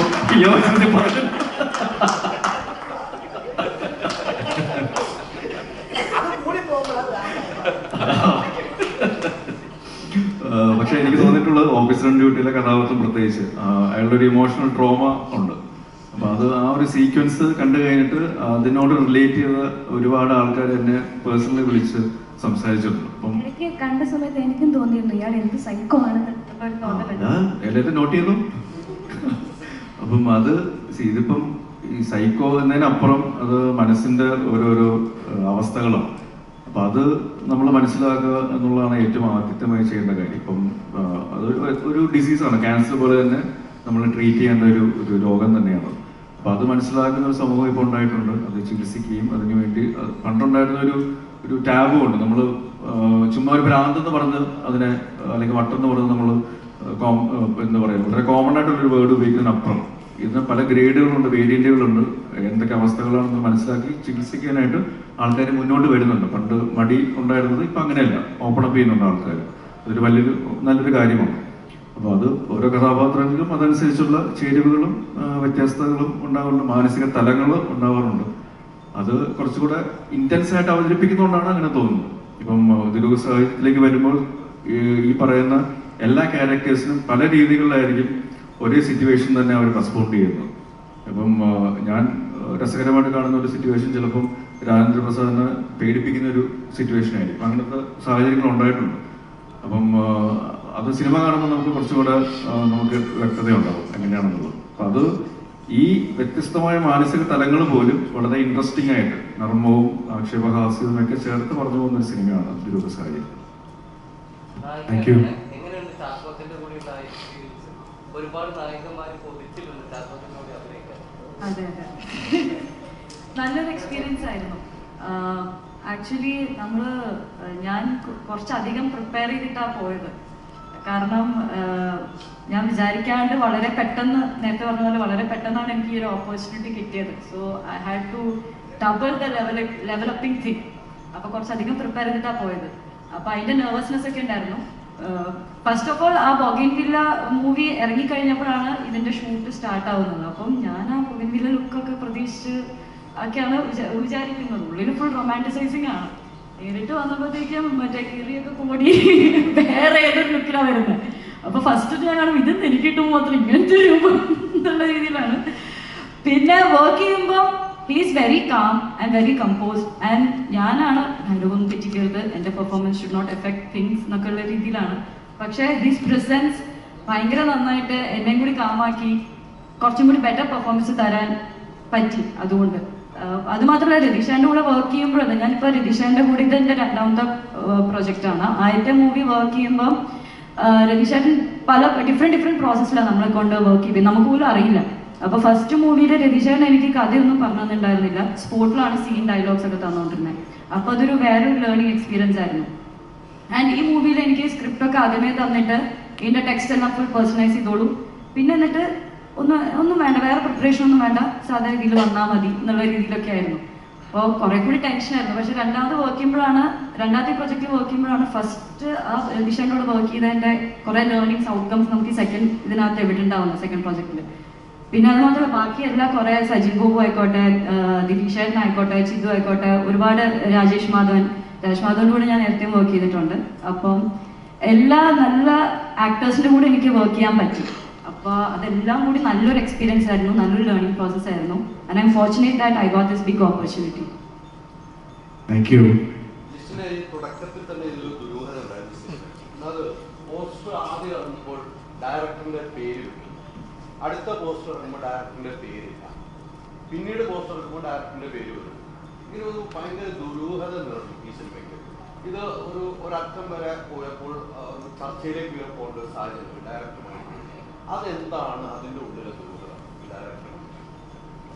അല്ല, ഇങ്ങനൊരു ടൈറ്റിൽ ഇട്ടപ്പോൾ ഞങ്ങൾ പ്ലാൻ ചെയ്തതാണ് എന്താണെന്ന് വെച്ചാൽ എന്തെങ്കിലും ഇങ്ങനത്തെ ഒരു ക്വസ്റ്റ്യനോ അല്ലെങ്കിൽ ഇങ്ങനെ ഒരു പ്ലാനിങ് എങ്ങനെ മാർക്കറ്റ് ചെയ്യാന്ന് ഓർത്തപ്പം ഇന്ന് ഈ ചോദ്യം ചോദിപ്പിച്ച് ഇപ്പോഴാണ് ഞങ്ങളത് മാർക്കറ്റിങ്ങിൽ വിജയിച്ചു എന്നുള്ളത് മനസ്സിലാക്കുന്നത്. കാരണം ഇങ്ങനെ ഇട്ട് കഴിഞ്ഞപ്പോൾ ഈ പടത്തിന് എന്തെങ്കിലും, കാരണം ഇതിന്റെ ഒത്തിരി കാര്യങ്ങൾ റിവീൽ ചെയ്യാൻ പറ്റത്തില്ല. അപ്പം ഇങ്ങനെ എന്തെങ്കിലും ഇട്ട് കഴിഞ്ഞ് കഴിഞ്ഞാൽ മറ്റുള്ളവർ ശ്രദ്ധിക്കുമെന്നുള്ളത് തോന്നി. ഇന്നിപ്പോൾ നമുക്കത് മനസ്സിലായി, അത് മറ്റുള്ളവർ ശ്രദ്ധിക്കുന്നുണ്ടെന്നുള്ളത് ഒരു മാർക്കറ്റിങ്ങിന്റെ തന്ത്രമായിട്ട് ഞങ്ങളത് ചെയ്തതെന്നുള്ളൂ. ചർച്ചയ്ക്ക് വരെ എത്തി, ഒരു ടേബിളിൽ ചർച്ചയ്ക്ക് വരും. അപ്പൊ അതിനത് ഫ്രീ ആക്കി എടുക്കുമ്പോൾ അതിന് കുറച്ചും കൂടെ ആഴത്തിലുള്ള ചോദ്യത്തിലേക്ക് പോകാൻ കൊടുത്താ ഇതൊരു വിഷയങ്ങളായി. ഒരു കംപ്ലീറ്റ് ആക്ടർ എന്നൊക്കെ പറയുന്ന പോലെ ഒരു കംപ്ലീറ്റ് വിജയം ആകുന്നത് അവിടെ വരെ എത്തുമ്പോഴാണ്. അപ്പോൾ അവർക്ക് മനസ്സിലായി ഇതൊരു കംപ്ലീറ്റ് മാർക്കറ്റിങ്ങിന്റെ അതാ പറഞ്ഞേ, കംപ്ലീറ്റ് മാർക്കറ്റിങ്ങിന്റെ ഒരു കാര്യമായിരുന്നു. പിന്നെ നമ്മളത് പിന്നെ ഇപ്പോൾ ഉള്ള എല്ലാ പോസ്റ്ററുകളിലും നോക്കി ഞങ്ങളത് വിജയിച്ചു കഴിഞ്ഞപ്പോൾ പിന്നെ ഇനി വേറെ ഒരു മാർക്കറ്റിംഗ് പ്ലാൻ വേണമെന്ന് മനസ്സിലായി. യാതൊരു പ്രശ്നവുമില്ല. ഇല്ലില്ല. അപ്പൊ എല്ലാ ഇപ്പം നമ്മളിപ്പം ഹൈദരാലിയായിട്ട് സംസാരിക്കാന്ന് വെച്ചു, എന്തെങ്കിലും ഒരു പ്രശ്നം ഉണ്ടാവും ചിലപ്പോൾ. അപ്പൊ എല്ലാ മനുഷ്യരായിട്ട് അങ്ങനെ ഉണ്ടാവുമല്ലോ. എന്തുകൊണ്ടാണ് ഈ നിർമ്മാതാക്കളുടെ സംഘടന ടേബിൾ നേരിട്ട് ചർച്ചകൾ നടത്തി പ്രശ്നങ്ങൾ വഷളാവുന്ന നിലയിലേക്ക് പോയി? അപ്പോൾ അതിൽ അവിടെ ഉണ്ടായിരുന്ന കുറേ ആളുകളെ വിളിച്ച് ചർച്ചയ്ക്ക് ടേബിൾ ചുറ്റും വരുകയുള്ളൂ. അപ്പോൾ താങ്കൾ ഇപ്പോഴും പറയുന്നത് ഒരു പ്രശ്നവുമില്ലാതെ മുന്നോട്ട് പോയൊരു സിനിമയാണ്, അതിൽ നമുക്ക് സന്തോഷമുള്ളൂ. പക്ഷേ ഡയറക്ടറിന് ഒരു നിലയിലേക്ക് കാണുന്നില്ല, ഒരു പ്രമോഷൻ കാണുന്നില്ല, അദ്ദേഹം ഒരു സാധനം ഷെയർ ചെയ്യാൻ കാണുന്നില്ല. അതിലാണ് ദുരൂഹത. അല്ല, അതാ ഞാൻ പറഞ്ഞേ, അത് ഇങ്ങനെയൊക്കെ ചെയ്തു കഴിയുമ്പോൾ നിങ്ങൾക്ക് ഈ ചോദ്യം ഉണ്ടാവത്തില്ലല്ലോ. ഇപ്പൊ ചോദ്യം ഉണ്ടായല്ലോ. അപ്പൊ അത് ഞങ്ങൾ മാർക്കറ്റിങ്ങിന്റെ കാര്യം കൊണ്ടിട്ട് തന്നെയായിരുന്നു. പിന്നെ ഇപ്പൊ ഏത് സിനിമയിലാണെങ്കിലും ലൈഫിലാണെങ്കിലും ഏത് ബിസിനസ്സിലാണെങ്കിലും ഒക്കെ എന്തെങ്കിലുമൊക്കെ സംഭവങ്ങൾ നോർമലി ഉണ്ടാവുന്നതാണല്ലോ. അപ്പൊ അതൊക്കെ ഇപ്പൊ പല സിനിമകളിലും ഉണ്ടാവാറുണ്ട് എന്തെങ്കിലുമൊക്കെ കാര്യങ്ങളായിട്ട്. അപ്പൊ അതൊക്കെ ഒരു നോർമലായിട്ടുള്ള ഒരു കാര്യമാണ്. അപ്പൊ അതൊരു ഇഷ്യൂ ആയിട്ടുള്ള ഇപ്പം നമ്മളൊരു ഫാമിലിയിൽ ഒരു ഇഷ്യൂ ഉണ്ടായി കഴിയുമ്പോൾ ചിലപ്പോൾ എന്താണെന്ന് വെച്ചാൽ നമ്മൾ ഡിസ്കഷൻ വെച്ചൊന്നിരിക്കുമല്ലോ. അപ്പോൾ ഇതുപോലെയുള്ളൊരു കാര്യമുള്ളൂ. അത് ഒരു വലിയൊരു ഇഷ്യൂ ആയിട്ടുള്ള കാര്യങ്ങളോ അങ്ങനത്തെ ഒന്നുമില്ല. ഒരു ദുരൂഹ സാഹചര്യം അതിൻ്റെ അകത്തില്ല. അല്ല, ഈ നേരത്തെ പറഞ്ഞ പോലെ പ്രൊഡ്യൂസേഴ്സ് അസോസിയേഷൻ വരെ ഇത് എത്തിയെന്ന് പറയുമ്പോൾ ഈ സിനിമ തുടങ്ങുന്നതിന് മുമ്പ് തന്നെ അത് ഉണ്ടായിരുന്നു എന്നുള്ളതാണ് സത്യം. അതിന് മുമ്പുള്ള അദ്ദേഹം ചെയ്ത സിനിമയുടെ കുറച്ച് വിഷയങ്ങളുണ്ടായിരുന്നു. അത് തന്നെ ക്ലിയർ ചെയ്തിട്ടുള്ള ഒരു ചർച്ച നടന്നിട്ട് ആണ് ഈ സിനിമയുടെ കാര്യങ്ങളിലോട്ടൊക്കെ പോകുന്നത്. പിന്നെ ഈ പറഞ്ഞ പോലെ സിനിമയുടെ പേര് സൂചിപ്പിക്കുന്ന പോലെ തന്നെ കുറച്ച് ദുരൂഹതകളൊക്കെ ഈ സിനിമയിലുണ്ട്. അത് വളരെ വസ്തുതമായിട്ടുള്ള കാര്യമാണ്. ക്രിയേറ്റീവായിട്ട് ഡിഫറൻസുകൾ ഉണ്ടായിട്ടുണ്ടാവാം, പക്ഷെ അതൊക്കെ സിനിമയുടെ നന്മയ്ക്ക് വേണ്ടിയിട്ടുള്ളതാണ്. അതൊക്കെ ഒരു മേശയുടെ അപ്പുറത്ത് ഇരുന്ന് സംസാരിച്ച് ക്ലിയർ ചെയ്തിട്ടുള്ള കാര്യങ്ങളാണ്. അത് അറ്റ് ദ എൻഡ് ഒരു നല്ലൊരു സിനിമ, ഒരു എന്റർടൈനർ എന്നുള്ള രീതിയിൽ ഇത് തിയേറ്ററിലേക്ക് കൊണ്ടുവരാൻ വേണ്ടിയിട്ട് എല്ലാ ആൾക്കാരും, അത് ഡയറക്ടർ മുതൽ പ്രൊഡക്ഷനിലുള്ള ഏറ്റവും ജൂനിയർ ആയിട്ടുള്ള അല്ലെങ്കിൽ എക്സ്പീരിയൻസ് കുറഞ്ഞിട്ടുള്ള ആൾക്കാർ വരെ ഇതിൻ്റെ കൂടെ ഉണ്ട് എന്നുള്ളതാണ് ഒരു ദുരൂഹതയും ഇല്ലാത്തൊരു കാര്യം എന്ന് പറയുന്നത്. വേറൊരു എക്സാമ്പിൾ ചുമ്മാ പറയുകയാണെങ്കിൽ നമ്മൾ ഞാൻ അലക്കിലി എന്നുള്ള സോങ് ആദ്യം റിലീസ് ചെയ്തപ്പോൾ ശരിക്കും അതിൽ മ്യൂസിക് ഡയറക്ടറിന്റെ പേരൊന്നും എഴുതിയിട്ടില്ല. അതെന്താ പറയുന്നത്? ഇല്ല, ഞാൻ പറഞ്ഞത് അല്ല, ഞാൻ പറഞ്ഞത് അങ്ങനത്തെ ഒരു സ്ട്രാറ്റജി നമ്മുടെ ഭാഗത്തുണ്ടായിരുന്നു എന്നുള്ളതാണ് സത്യം. പിന്നെ ഈ പറഞ്ഞ പോലെ ഒരു സിനിമ എന്ന് പറയുന്നത് ഒരു ക്രിയേറ്റീവ് ആയിട്ടുള്ള ഒരുപാട് പേരുടെ ഇൻപുട്ടുകൾ ചേർന്നിട്ടുള്ള ഒരു ക്രിയേറ്റീവ് സൈഡാണ്. അപ്പൊ അത് എല്ലാവർക്കും അംഗീകരിക്കാവുന്ന രീതിയിലുള്ള ഒരു ഔട്ട്പുട്ട് എന്നുള്ള രീതിയിൽ കൊണ്ടുവരാനുള്ള ശ്രമങ്ങൾ ഉണ്ടാകുമ്പോൾ തീർച്ചയായിട്ടും ചില അഭിപ്രായ വ്യത്യാസങ്ങൾ ഉണ്ടാവാറുണ്ട്. പക്ഷെ അതിനപ്പുറത്തേക്ക് സിനിമ നന്നാവണം എന്നുള്ള ഒരു തീരുമാനത്തിൽ തന്നെയാണ് എല്ലാവരും ഉള്ളത്. അത് എല്ലാവരും എന്ന് പറയുമ്പോൾ രതീഷ് ബാലകൃഷ്ണൻ മുതൽ ഇതിന്റെ പ്രൊഡ്യൂസേഴ്സ് മുതൽ ഇതിൽ ആക്ട് ചെയ്ത ആൾക്കാർ മുതൽ ഇതിന്റെ ടെക്നിക്കൽ സൈഡിലുള്ള ആൾക്കാർ മുതൽ പ്രൊഡക്ഷൻ സൈഡിലുള്ള എല്ലാവരും ഉൾപ്പെടെ. സോ അതിൽ യാതൊരു ദുരൂഹതയുമില്ല. അതുകൊണ്ട് തന്നെയാണ് സന്തോഷത്തോടു കൂടി ഈ ഒരു വിഷുക്കാലത്ത് ദുരൂഹ സാഹചര്യം ഇങ്ങനത്തെ ഒരു രീതിയിൽ, കാരണം ഇതുവരെ നമ്മൾ വിട്ടിട്ടുള്ള എല്ലാ കോണ്ടന്റുകളും ഇരുകൈ നീട്ടി പ്രേക്ഷകർ സ്വീകരിച്ചിട്ടുണ്ട് അല്ലെങ്കിൽ അക്സെപ്റ്റ് ചെയ്തിട്ടുണ്ട്. ഏതൊക്കെ രീതിയിലാണ് അത് സ്വീകരിക്കേണ്ടത് എന്നുള്ള ഒരു മൈൻഡ് സെറ്റ്. അപ്പോൾ ആ ഒരു മൈൻഡ് സെറ്റിലൂടെ സിനിമ വന്ന് കണ്ടു കഴിഞ്ഞാൽ അവർ എന്റർടൈൻഡ് ആകും എന്നുള്ള വിശ്വാസമുണ്ട്. ഡയറക്ടറും ഇല്ല, എഡിറ്ററും ഇല്ല, മ്യൂസിക് ഡയറക്ടറും ഇല്ല, DOP ഇല്ല, ശരിക്കും ചിദംബരവും ഇല്ല, ദിലീഷ് പോത്തനും ഇല്ല, അങ്ങനെ കുറേ പേരില്ല. ഇത് നമ്മൾ ഇതിൻ്റെ ഒരു റിലീസ് ഡേറ്റ് എന്ന് പറയുന്നത് ആദ്യം ഏപ്രിൽ 2-ാം തീയതി എന്നുള്ള രീതിയിൽ തീരുമാനിച്ചിരുന്നു. പെട്ടെന്ന് അത് മാറി ഏപ്രിൽ 10 അത് മാറി ഏപ്രിൽ 15. അപ്പോൾ അതുകൊണ്ട് തന്നെ ഇതിൻ്റെ ടെക്നിക്കൽ കാര്യങ്ങളും സൈഡിൽ നടക്കുന്നുണ്ട്. അപ്പോൾ അതിൻ്റെ കാര്യങ്ങൾ നടക്കുന്നുണ്ട്. അത് ഇപ്പം ഇപ്പോഴത്തെ ഈ ടീസറിൻ്റെ ഔട്ട് പോലും നമ്മൾ അറ്റ് ലാസ്റ്റ് മിനിറ്റാണ് നമുക്ക് ഔട്ട് ചെയ്യാനായിട്ട് സാധിച്ചത്. അപ്പോൾ അതിൻ്റെ ടെക്നിക്കൽ കാര്യങ്ങളൊക്കെ സൈഡിൽ നടക്കുന്നുണ്ട്. ടെക്നീഷ്യൻസ്, സോ അവർ ലൈം ലൈറ്റിലേക്ക് വരാനായിട്ട് ചിലപ്പോൾ അവർക്ക് മടിയുണ്ടാവാം അല്ലെങ്കിൽ താല്പര്യമില്ല. അവരുടെ ജോലി അല്ലെങ്കിൽ അവരുടെ ഔട്ട്പുട്ട് റിസൾട്ടാണ് അവരുടെ ജോലിയാണ് അവരുടെ ലൈം ലൈറ്റിലേക്ക് കൊണ്ടുവരുന്നത്.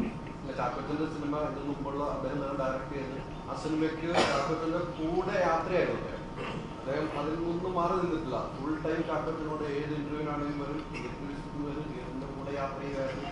അപ്പൊ ഇതൊക്കെ കാണുമ്പോഴാണ് നമുക്കൊരു ഡൗട്ടുകൾ വരുന്നത്. അതുകൊണ്ടാണ് ഇപ്പൊ ഡയറക്ടറെ ചോദിച്ചത്. ഇതില് രതീഷിന്റെ കൂടെ 3-ാമത്തെ സിനിമയാണ്. ആദ്യത്തെ സിനിമ എന്നാത്താൻ കേസുകൾ, 2-ാമത്തെ സിനിമ ഞാൻ നായകനല്ല, പക്ഷെ അതിൽ ഞാൻ പോയി അഭിനയിച്ചു.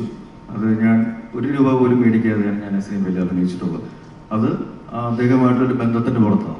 അങ്ങനെ ചെയ്തൊരു വ്യക്തിയാണ്.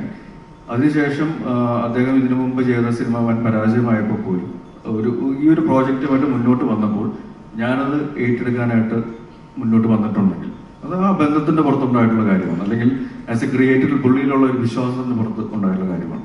അത് തന്നെയാണ് ഇപ്പോഴും കണ്ടിന്യൂ ചെയ്യുന്നത്. അപ്പം അതിൽ പുള്ളി ലൈം ലൈറ്റിലുണ്ടോ കൂടെ ഉണ്ടോ എന്നതിനപ്പുറം ഈ സിനിമ സംഭവിച്ചിട്ടുണ്ട് എന്നുള്ളതാണ് ഏറ്റവും വലിയ കാര്യം. അതിനുവേണ്ടി അദ്ദേഹമാണെങ്കിലും ഞാനാണെങ്കിലും ലിസ്റ്റിനാണെങ്കിലും എല്ലാവരും ഒറ്റക്കെട്ടായിട്ട് കൂടെ ഇരിക്കുന്നവരാണെങ്കിൽ എല്ലാവരും ഒറ്റക്കെട്ടായിട്ട് കൂടെ നിന്നിട്ടുള്ളത് എന്നുള്ളതാണ് സത്യം. സോ അത് സിനിമ സംസാരിക്കട്ടെ എന്നാണ് എനിക്ക് പറയാനുള്ളത്. ആ ഒരു ക്വസ്റ്റ്യൻ മീൻസ് ആ ഒരു ആൻസർ ആയിട്ട് റിലേറ്റ് ചെയ്തൊരു ക്വസ്റ്റ്യൻ ചോദിക്കുകയാണ്. ഇതിപ്പോൾ എന്നത്താം കേസ് കൂടെ ക്യാരക്ടർ നോക്കിക്കഴിഞ്ഞാൽ ചാക്കോച്ചൻ്റെ കരിയറിലെ തന്നെ വൺ ഓഫ് ദ ബെസ്റ്റ് ക്യാരക്ടറാണ്. ഇപ്പം നമുക്ക് അടക്കം മെൻഷൻ ചെയ്തിട്ടുണ്ട് ആ ഒരു ക്യാരക്ടറിനെ പറ്റി. അപ്പോൾ അതേ ഒരു ഡയറക്ടർ ലീഡ് റോളും കൊണ്ട് വേറൊരു കഥയായിട്ട് വരുമ്പം ആർക്കാണെങ്കിലും കുറച്ചുകൂടെ എന്തൂസിയാസം അല്ലെങ്കിൽ കുറച്ചുകൂടെ സ്പെഷ്യൽ ആയിരിക്കും. ലൈക്ക് നമ്മളെ കൊണ്ട് ചെയ്യിപ്പിക്കുക അല്ലെങ്കിൽ നമുക്ക് കുറച്ചുകൂടെ ചെയ്യാൻ കഴിയും എന്നുള്ളൊരു വിശ്വാസം തോന്നുന്നില്ല. അപ്പോൾ ഈ ഒരു സിനിമയിൽ വരുമ്പോൾ ആ ഒരു കഥാപാത്രമായിട്ട് മാറുമ്പോൾ എത്രത്തോളം പ്രതീക്ഷ ഉണ്ടായിരുന്നു, ചെയ്ത് കഴിഞ്ഞപ്പോഴും എങ്ങനെയുണ്ട് കണ്ടിട്ട്?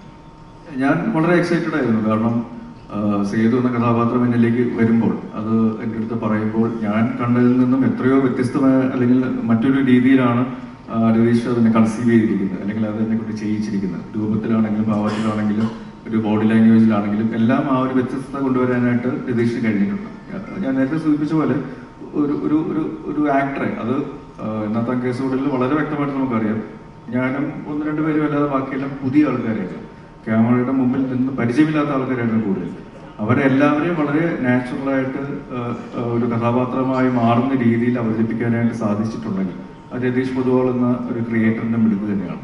അപ്പോൾ അത് എക്സ്പീരിയൻസ്ഡ് ആയിട്ടുള്ള ആൾക്കാരെ കൈ കിട്ടുമ്പോൾ അതിൻ്റെ ഒരു വെയിറ്റേജ് കൂടും എന്ന് ഞാൻ വിശ്വസിക്കുന്നു. അത് ദിലീഷിന്റെ ഒരു അപ്പിയറൻസ് കാര്യത്തിൽ നോക്കുകയാണെങ്കിലും സജിന്റെ കാര്യത്തിലാണെങ്കിലും ജാഫറിന്റെ ആണെങ്കിലും ശരണ്യയുടെ ആണെങ്കിലും സുധീഷിന്റെ ആണെങ്കിലും എൻ്റെ ആണെങ്കിലും എല്ലാം ആ രീതിയിലെ കഥാപാത്രങ്ങളുടെ വേറൊരു ടോൺ അല്ലെങ്കിൽ ഇതുവരെ കാണാത്ത രീതിയിലുള്ള ഒരു മാജിക് നമുക്കതിൽ കാണാനായിട്ട് സാധിക്കും. ഭാഷകളാണെങ്കിലും സമൂഹത്തിലുള്ള പല ഇഷ്യൂസ് ആണെങ്കിലും അതെല്ലാം ആൻസർ ചെയ്ത് കേറ്റർ ചെയ്ത് പോകുന്നുണ്ട്. അതിനപ്പുറത്തേക്ക് ഒരു ആക്ഷന്റെ ഒരു സീക്വൻസോടുകൂടി ഈ കഥയ്ക്ക് അനുയോജ്യമായ രീതിയിൽ പ്ലേസ് ചെയ്തിട്ടുണ്ട്. അല്ലാതെ ഭയങ്കര ഒരു സൂപ്പർ ഹീറോ മാച്ചോ പരിപാടി അങ്ങനെയൊന്നുമില്ല. സജിൻ ചേട്ടാ, ഇപ്പം ഇന്ന് നോക്കിക്കഴിഞ്ഞാൽ ആവേശം ഇറങ്ങിയിട്ട് 2 വർഷമായി. ഇപ്പം ആവേശത്തിലെ കാര്യം പറയുകയാണെങ്കിൽ ചില സ്ഥലങ്ങളിലൊക്കെ പാപ്പേനേക്കാളിലും ചേട്ടൻ സ്കോർ ചെയ്തിട്ടുള്ളതായിട്ട് ഓഡിയൻസ് പറഞ്ഞിട്ടുണ്ട്. അപ്പോൾ ഇതിലേക്ക് വരുമ്പോൾ ആക്ഷൻ സീക്വൻസിന് മുൻപ് ചെയ്ത് എക്സ്പീരിയൻസ് ഉള്ള ഒരാളാണ്. അപ്പം ഇതിൽ ഏതെങ്കിലും സമയത്ത് അല്ലെങ്കിൽ ഏതെങ്കിലും ഒരു സീനിൽ ചാക്കോച്ചനെ സ്കോർ ചെയ്യാൻ സാധിച്ചിട്ടുണ്ടോ, അല്ലെങ്കിൽ ആക്ഷനൊക്കെ ചെയ്യുമ്പോൾ എങ്ങനെ ഉണ്ടാകും? ഇതിൽ എനിക്ക് വലിയ രീതിയിൽ ആക്ഷൻ സീക്വൻസുകളില്ലെന്ന് വിചാരിക്കുന്നു. ചാക്കോച്ചനെ ഞാൻ സ്കോർ ചെയ്ത് വിചാരിക്കുന്നത് ചാക്കോച്ചനെ ഡാൻസ് പഠിപ്പിക്കുന്ന സീനുണ്ട്. അതിൽ ചാക്കോച്ചൻ്റെ ഡാൻസ് അറിയാൻ പാടാത്തൊരു ക്യാരക്ടർ ആയതുകൊണ്ട് ഞാൻ അതിൽ സ്കോർ ചെയ്തു. അങ്ങനെ ഞാൻ പഠിപ്പിക്കുന്നു ചാക്കോച്ചനെ. ഞാനൊരു 3 ദിവസം 2 ദിവസമൊക്കെ എടുത്തിട്ട് ഞാൻ ഡാൻസ് പഠിക്കുന്നു. ആ സമയത്ത് സ്പോട്ടിൽ വന്ന് ചാക്കോച്ചനത് കാണുന്നു, ചാക്കോച്ചനപ്പം തന്നെ ചെയ്യുന്നു. അപ്പം അതുകൊണ്ട് അവിടെ മാത്രമേ സ്കോർ ചെയ്ത പോലെ തോന്നി. എല്ലാ വിധത്തിലും ഓക്കെ ആയിരുന്നു ബ്രോ. ഇതാണ് ഞാൻ ഒരു ഫണ്ണിയായിട്ട് എടുക്കുന്നത്. അപ്പം അങ്ങനെ ഇടുക്കിക്കാരൻ തന്നെയായിട്ടാണ് അഭിനയിച്ചത്. ഇടുക്കിക്കാരനാണ്, പേര് ജാഫർ തന്നെയാണ്. അത് എത്രമാത്രം ആ സിനിമയ്ക്ക് ഇടുക്കിക്കാരൻ്റെ ഒരു റോളും ആ പേരും അത് എത്രമാത്രം ആ സിനിമയിൽ നമുക്ക് പ്രേക്ഷകർക്ക് ഇഷ്ടപ്പെടാവുന്ന ഒരു കഥാപാത്രമായിട്ടാണ്. ഇടുക്കിയിലുള്ള ഒരാളാണ് അദ്ദേഹം. ഈ കാസറ്റ് റെക്കോർഡിംഗ് ഒക്കെ ഇല്ല, പഴയ ഡെക്കിന്ന് ഡെക്കിലേക്ക് പകർത്തുന്ന ഒരു പരിപാടിയൊക്കെ ഇല്ല. അതുകൊണ്ട് പിന്നെ അത് കുറേ പിള്ളേർക്ക് അത് അറിയാൻ പാടില്ലായിരിക്കും, നമുക്കൊക്കെ അറിയാൻ പാടില്ല. നമ്മുടെ കാലഘട്ടത്തിലുണ്ട്. അന്നെല്ലാം കെട്ടുകളൊക്കെ ആയിട്ട് പോയി നേരെ വയനാട്ടിൽ ചെന്ന് അദ്ദേഹത്തിൻ്റെ വീടിൻ്റെ തട്ടുമ്പുറത്ത് ഇതെല്ലാം പഴയ സാധനം കൊണ്ടിട്ട് വെച്ച് പുള്ളിയുടെ കൂടെ പുള്ളിയെ സഹായിക്കാനും ഒക്കെ ആയിട്ട് നിൽക്കുന്ന ഒരാളായിട്ടാണ് ഇതിനകത്ത്. ഇടുക്കിക്കാരനാണ്, നമ്പാൻ ആലുവക്കാരനായിട്ടാണ് പുറത്തിരിക്കുന്നത്. പിന്നെ ശല്യ ഹരിയാനക്കാരി ഏതെങ്കിലും പേര് പറയാൻ അല്ലെങ്കിൽ ചോദ്യം വരും. തോൽപ്പട്ടി, ഞാനത് തീപ്പട്ടിന്നേ കേട്ടു, പക്ഷെ തോൽപ്പട്ടി എന്താണേലും പല സ്ഥലങ്ങളിൽ നിന്നും വന്ന് ജീവിക്കുന്നത്. ഇപ്പം സാറിൻ്റെ ജ്യേഷ്ഠനായിട്ടാണ് നമ്മൾ ദിലീഷ് പോത്തൻ സാർ ഉന്നയിക്കുന്നത്. ഇത് ഒത്തിരി ചോദിക്കാനില്ല ഇതിൽ. കാര്യം വെച്ച് കഴിഞ്ഞാൽ ഇത് ഞാൻ എൻ്റെ അനുഭവത്തിൽ എന്ന് പറഞ്ഞു കഴിഞ്ഞാൽ ഒരു ലെങ്തി സംഭവം ചെയ്തു എന്ന് പറഞ്ഞില്ലേ. അപ്പോൾ ഞാൻ ചില പടങ്ങളിൽ ചെന്നിട്ട് 4-5 ദിവസം 2-3 ദിവസമൊക്കെ ഇങ്ങനെ പോയി വരുമ്പോഴത്തേക്ക് എനിക്ക് മൊത്തം അറിയത്തില്ല. അതിലേക്ക് മിക്കവാറും ആൾക്കാർക്കറിയാം ഞാൻ കഥ ഞാൻ വിളിച്ച് പറയുമ്പോൾ അങ്ങനെ കേൾക്കാറില്ല. അതിന് ഓൺലൈനൊക്കെ പറഞ്ഞാൽ എനിക്ക് അങ്ങനെ കൊണ്ടു നടക്കാനൊന്നും പറ്റില്ലാത്ത പറഞ്ഞു. ഇതിങ്ങനെ ചെന്നു എന്നോട് ഇങ്ങനെ ചെയ്യാൻ പറഞ്ഞു. അദ്ദേഹം എന്നെ തേച്ച് പിരിക്കെടുത്തു ഞാൻ പറയുന്നത്. രതീഷ് എന്ന് പറയുന്ന ഒരു മഹാനായ ഡയറക്ടറിനെ പറയുള്ളൂ. അപ്പം കുറച്ച് പമ്പാൻ പറഞ്ഞില്ലേ, ഞങ്ങൾ ഈ ചെയ്യുന്ന എല്ലാ ക്യാരക്ടറും അദ്ദേഹം ഒറ്റയ്ക്ക് ചെയ്തു. ഈ സിനിമയിലല്ല ഏത് സിനിമയിലാണെങ്കിലും അദ്ദേഹം ചെയ്യുന്ന എനിക്ക് 2-3 ഡയറക്ടർമാരങ്ങനെ ലിജോ സാറ്, പിന്നെ ഈ രതീഷ് സാറ്, ഇവരൊക്കെ എന്ന് പറയും അവർ ചെയ്യുന്നതിന് ചെയ്താൽ മതി, വലിയ പണിയില്ല എന്നാ ഞാൻ വിശ്വസിക്കുന്നത്. നോക്കിയിരുന്നാൽ മതി. അതിലും മെച്ചമായിട്ട് നമ്മൾ ചെയ്യണമെങ്കിലും മെച്ചമായിട്ട് അങ്ങനെ കാണിച്ചു തരും. പിന്നെ നമ്മളെ എല്ലാം പറഞ്ഞു തരും. ഒരു പടം എങ്ങനെ വിജയിപ്പിക്കണം, എങ്ങനെ പോകണം, അദ്ദേഹം എടുത്ത് ചെയ്ത് നമ്മൾ കിട്ടുന്നവരെ അദ്ദേഹം വരും.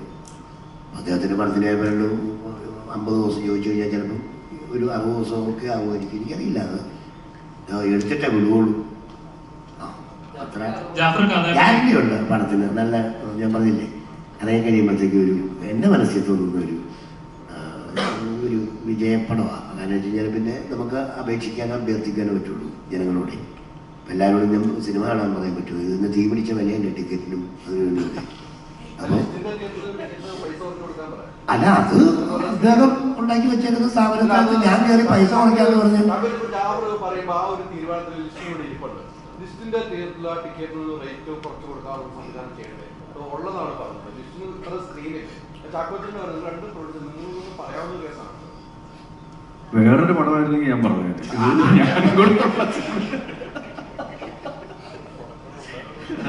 അതുകൊണ്ട് ഇത് ഫുള്ള് റിസ്കിലെടുക്കുന്ന ഇറങ്ങുന്ന സിനിമയാണ്.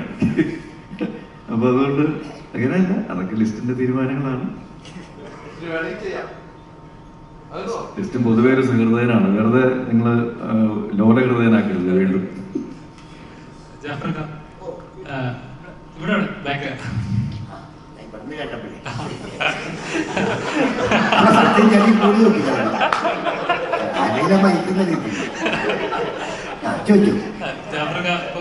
ചെയ്ത കഥാപാത്രങ്ങൾ നോക്കുകയാണെങ്കിൽ ഇവിടെ ഒരുപാട് ചിരിപ്പിക്കുന്ന കഥാപാത്രം ചെയ്തിട്ടുണ്ട്, കരയിപ്പിക്കുന്ന കഥാപാത്രങ്ങൾ ചെയ്തിട്ടുണ്ട്, ഫ്രീക്ക് ആയിട്ടുള്ള കഥാപാത്രങ്ങൾ ചെയ്തിട്ടുണ്ട്. എന്താ പറയുക, ഇപ്പൊ കുറച്ച് സ്റ്റൈലായിട്ടുള്ള കഥാപാത്രങ്ങൾ ചെയ്തിട്ടുണ്ട്, ഇപ്പൊ സൈക്കോ ആയിട്ടും ചെയ്തിട്ടുണ്ട്.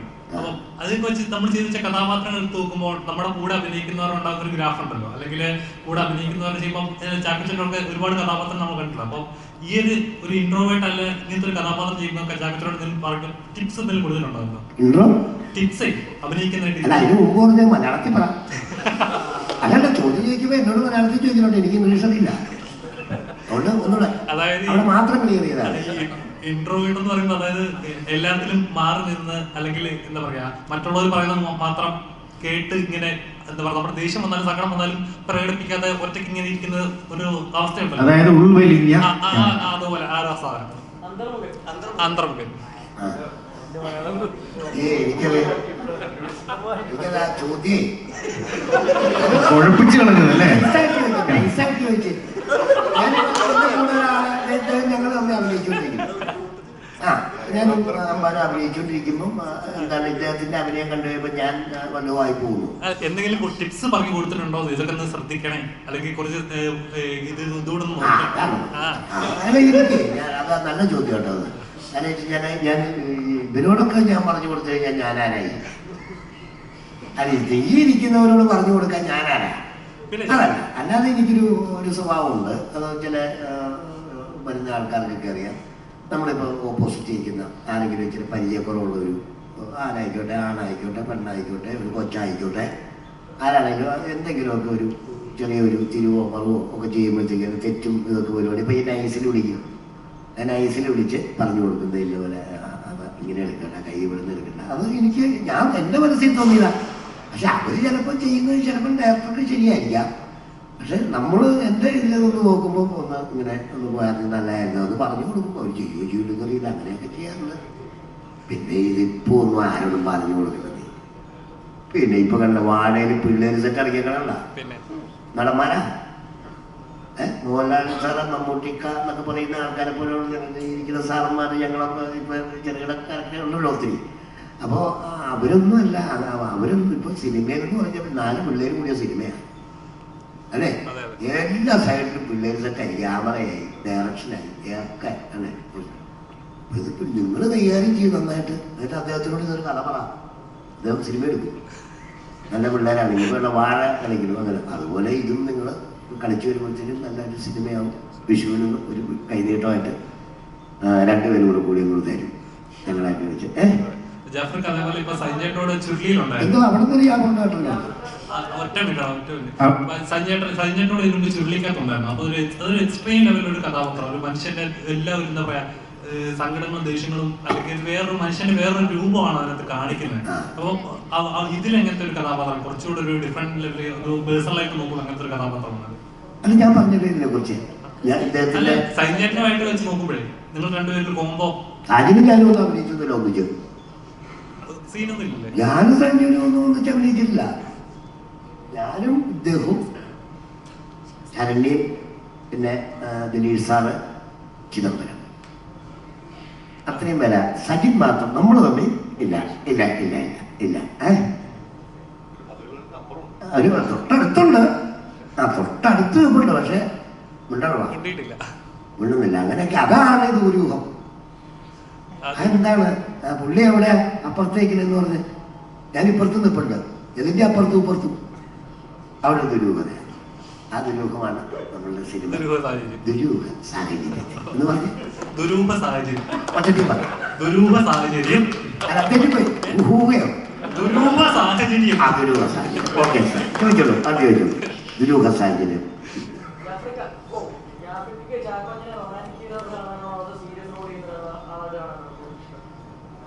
റൊമാൻറ്റിക്കായിട്ടോ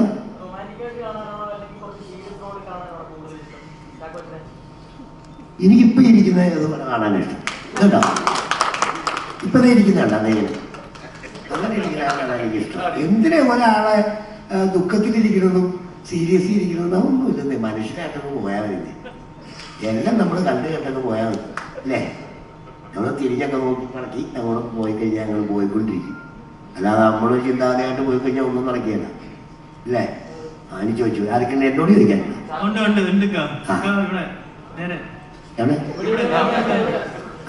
ടീച്ചറിൽ കണ്ടപ്പോ എന്റെ കണ്ണ് നേരെ പോയി നിൽക്കേണ്ട തലയിലേക്കാണ്. കാരണം അത്ര കിട്ടുന്ന ഹെയർ സ്റ്റൈല് ഈ തലയിലേക്ക് മാത്രമാണ് അല്ല കുഴപ്പമില്ല. അത് അങ്ങനെ ചെത്തി വെച്ചോളൂ. ചേന എത്തിയ പോലെ എന്ന് പറയും അല്ലേ. അത് കൊള്ളാത്. കാരണം ഇപ്പോഴത്തെ യുവതലമുറയിൽ നെറ്റി കയറുന്ന പിള്ളേർക്കൊക്കെ ഈഗോ അടിക്കാൻ സാധ്യതയുണ്ട് ആ ഒരു ലുക്ക് കണ്ടു കഴിഞ്ഞാൽ. അപ്പൊ ചേട്ടൻ ആ ഒരു മേക്കപ്പില് ക്യാരക്ടറായി മാറിക്കഴിഞ്ഞപ്പോഴത്തേക്കിന് കണ്ണാടി നോക്കിയപ്പോ ഫസ്റ്റ് തോന്നിയ ഒരു തോട്ടം ഉണ്ടായിരുന്നു. അത് ചോദ്യമാണ് അല്ലേ. ഇതിന് ചോദ്യം ഇപ്പൊ ഏതാണ്ട് 100 ചാനലുള്ളതായിരിക്കും അല്ലേ. ഇല്ലേ ചെറുതും വലുതായിട്ടുള്ള 10 ഇല്ലേ. ഇത്രയും മുമ്പ് ഞാൻ പറയാണ്. ഞാൻ ഇത് എന്നെ വെട്ടിപ്പറക്കി ഒരു മരത്തിന്റെ ഓട്ടിയിരുന്ന വെട്ടി കാരവാനിലൊന്നും കയറിയൊന്നും കൂടി വെട്ടിച്ചേനെ ഒക്കെ വാരിപ്പറക്കാനായിട്ട് പിന്നെ വലിയ പാടാണ്. ഞാൻ പുറത്തിരുന്ന വെട്ടി. ഞാൻ മുടിയൊക്കെ വെട്ടിയിരിക്കുമ്പോഴാണ് ഇദ്ദേഹം എൻ്റെ അടുത്തോടെ കടന്നു പോയത്. എനിക്ക് ഇദ്ദേഹം എന്ന് പറഞ്ഞിട്ട് ഇതിലൂടെ കടന്നു പോയിട്ട് ഇവിടെ ഇടമ്പറ്റും മൂക്കും മുറിച്ച് വെച്ചേക്കുന്നത്. അപ്പം ഞാൻ ആരാന്ന് വെച്ച് ഞാൻ ചേച്ചപ്പോൾ പുള്ളി വന്നിട്ട് പിന്നെ അറിയോ മുറിച്ചിട്ട് ഞെക്കിയേക്കിട്ടു. അപ്പോഴാണ് ഇദ്ദേഹമാണെന്ന് അറിയുന്നത്. അപ്പം ഞാൻ കണ്ണാടി നോക്കിയപ്പോഴത്തേക്കും ഞാൻ മനസ്സിലാക്കി ഇപ്പൊ ഈ നിൽക്കുന്ന ചെറുപ്പക്കാർ പിള്ളേരൊക്കെ ഇല്ലേ വരാൻ പോകുന്ന ചെറുപ്പക്കാർ പിള്ളേരൊക്കെ കംപ്ലീറ്റ് ഇതുപോലെ മുടി വെട്ടി ജാഫർ ഖാൻ കട്ടെന്ന് പറഞ്ഞൊരു കാട്ടുണ്ട്. ഇനി നോക്കിയോ ഇനി സ്ഥലങ്ങളിലും ചെറിയ ബാർബർ ഷോപ്പിൽ വരെ ജാഫർ ഖാൻ കട്ടെന്ന് പറഞ്ഞൊരു നോട്ടീസ് വരും. ഇനി പിള്ളേരെ കുറച്ചാൾ വെച്ച് പിള്ളേർക്കട്ടെ അതെനിക്ക് പറയത്തില്ലേ. നല്ല കട്ടല്ലേ കുട്ടപ്പി നല്ല കട്ടല്ലേ. അതാണ് കട്ട് കേട്ടോ. അപ്പം ഇതൊക്കെ നമ്മളെ കട്ടും വെട്ടിക്കൊണ്ട് നടന്നിട്ട് കാര്യമില്ല. ഞങ്ങളുടെ ഈ സിനിമ 14-ാം തീയതി അറിയി കഴിയുമ്പോഴത്തേനും അല്ല വിഷുവിന് സമ്മാനമായിട്ട് 15-ാം തീയതി അറിയി കഴിയുമ്പോഴത്തേനും നിങ്ങളും സഹായിക്കണം. എല്ലാവരും സഹായിച്ചത് ഇന്ന് വിജയമാക്കി തന്നെ പടം കണ്ടിട്ട് നല്ലതിനെ നല്ലതാക്കി കണ്ടാൽ അതൊന്ന് ചെയ്തേക്കാം. ഇനി ആർക്കും ഇങ്ങനെ എന്നോടുണ്ട് ഈ വശം വിടാൻ വേണ്ട പാസ് പാടോ വാഴ സിനിമ കണ്ടില്ലെന്നേ. ഞാൻ കണ്ടില്ല. പൊതുവായിട്ടുള്ള അഭിപ്രായങ്ങൾ കേൾക്കാനും പറ്റേ. ഇപ്പൊ പൊതുവായിട്ടുള്ള അഭിപ്രായം തന്നെ മോഹിനിയാട്ടം എന്ന് പറയുന്ന പടം നല്ലതാണ്, വാഴ നല്ലതാണ്, എല്ലാ പടവും നന്നാണ്. സിനിമ ഇൻഡസ്ട്രിയിലേക്ക് നിങ്ങൾക്ക് ഇങ്ങനെ വന്ന് ഇത് വെച്ചുകൊണ്ട് ഇരിക്കണമെങ്കിൽ പടം നന്നാണ്. ഇത് നിന്നു പോകാൻ പാടില്ല. അപ്പൊ എന്ത് ചെയ്യണം? എല്ലാവരും നിങ്ങളെപ്പോലെയുള്ള ആൾക്കാരെ ആരോഗ്യം വഴക്കൊന്നും ഉണ്ടാക്കാതെ നല്ല രീതിയിൽ മുമ്പോട്ട് പോയി കഴിഞ്ഞാൽ നിങ്ങൾക്ക് ജീവിക്കാം, ഞങ്ങൾക്കും ജീവിക്കാം, എല്ലാവർക്കും ജീവിക്കാം. അല്ലാതെ ഇത് തകർത്തിട്ട് ഒന്നും നമുക്ക്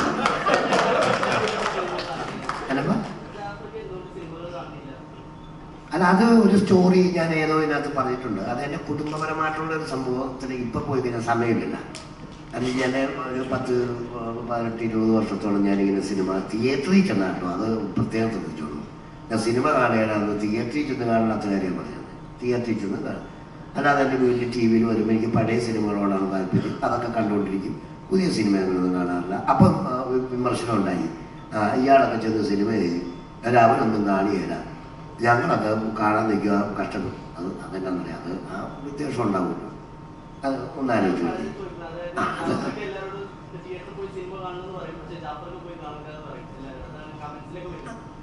അതിൻ്റെ ഞാൻ ഒരു സ്ഥലത്ത് പറഞ്ഞു പോയി. ഇനിയിപ്പോൾ ഒന്നുകൂടെ പറഞ്ഞെന്ന് പറഞ്ഞാൽ എൻ്റെ ജ്യേഷ്ഠനും ഞാനും എൻ്റെ ഒരു പെങ്ങളുട്ടിയും കൂടെ ഒക്കെ എല്ലാ സിനിമയും ഞായറാഴ്ച കാണും. എനിക്ക് ഞായറാഴ്ച ദിവസം എനിക്ക് ഫ്രീ ആയി സിനിമ കാണുന്നതിന്. ഇപ്പോൾ തിയേറ്ററിൽ ടിക്കറ്റ് എൻ്റെ കാര്യം എന്ന് വെച്ച് കഴിഞ്ഞാൽ ഞങ്ങൾക്ക് 14-15 മണി ചായക്കടയായിരിക്കും. ആ ചായക്കടയുടെ ഫ്രണ്ടിൽ ഞാൻ ഒരു കമ്മിൻ്റെ വാരിക്ക് ഇങ്ങനെ ഒരു ബോർഡുണ്ടാക്കി വെച്ച് ഒരു പോസ്റ്റർ ഒട്ടിക്കുന്നത്. എനിക്ക് ഒരു മഞ്ഞ കാർഡ് കണ്ടിട്ടുണ്ട്, അതുകൊണ്ട് പോയി എനിക്ക് കാണാം. അപ്പം ഞങ്ങളിങ്ങനെ ഒരു ഉച്ചയാകുമ്പോഴത്തേക്കും ഞായറാഴ്ച തുടങ്ങും. പിന്നെ ഇളയ പെങ്ങളെ ആണ് ചോദിക്കുന്നത്. ചോദിച്ചിട്ട് ഞങ്ങൾ സിനിമയ്ക്ക് പോട്ടെ എന്ന് എൻ്റെ വാപ്പാടി ചോദിക്കുമ്പോൾ പാപ്പ കുറച്ച് ആദ്യം പോകണ്ടെന്നൊക്കെ പറയുമ്പോൾ ഇച്ചിരി പൈസ തന്നു. ഞങ്ങളും ഉണ്ടാക്കി വെച്ചിട്ട് പൈസയ്ക്ക് സിനിമയ്ക്കും അവളുടെ ഒരു പോക്കിൽ ഒക്കെ ആയിട്ട് ഇങ്ങനെ ഇപ്പോൾ ഒരു 10-15 കൊല്ലം മുമ്പ് വെച്ചു, 15 കൊല്ലം മുമ്പ് വെച്ചു. അപ്പം അതിനെ കല്യാണമൊക്കെ കഴിച്ചു വിട്ട് കഴിയുമ്പോൾ ഞങ്ങളുടെ ആ കണക്ഷൻ പൊട്ടി. അത് മനസ്സിലായില്ലേ? പിന്നെ ജീവിതം അത്രപ്പാടും കൂടെ ഉണ്ടായിരുന്നു. അപ്പം ജ്യേഷ്ഠൻ്റെ വഴിക്ക്, ഞാൻ എൻ്റെ വഴിക്ക് കുട്ടിയെ കെട്ടിച്ചു വിട്ടപ്പോൾ അങ്ങനെയൊക്കെ ഒരു കുറേ കഥ പറയാനുണ്ട്. ഇതൊക്കെ ഉള്ളൂ. അല്ലാതെ ഞാൻ ചെയ്ത പടത്തിനകത്ത് ഞാൻ കാണിയില്ലെന്ന് പറഞ്ഞാൽ അഹങ്കാരനെ ഒക്കെ ഉള്ളൂ. നിങ്ങളത് കണ്ടാൽ മതി. ഇങ്ങനെയൊക്കെ കഥ പറയുമ്പോൾ ഒത്തിരി പറഞ്ഞു വരികയല്ലേ, അതുകൊണ്ട് കേട്ടോ. ഞാൻ നേരത്തെ ഡിക്ലെയർ ചെയ്തായിരുന്നു, എല്ലാവരോടും ശരിക്കും പറഞ്ഞു കൊടുത്ത് മനസ്സിലാക്കിയില്ല. അല്ല, ഇനി എന്തെങ്കിലും ഉണ്ടോ എന്നോടോ?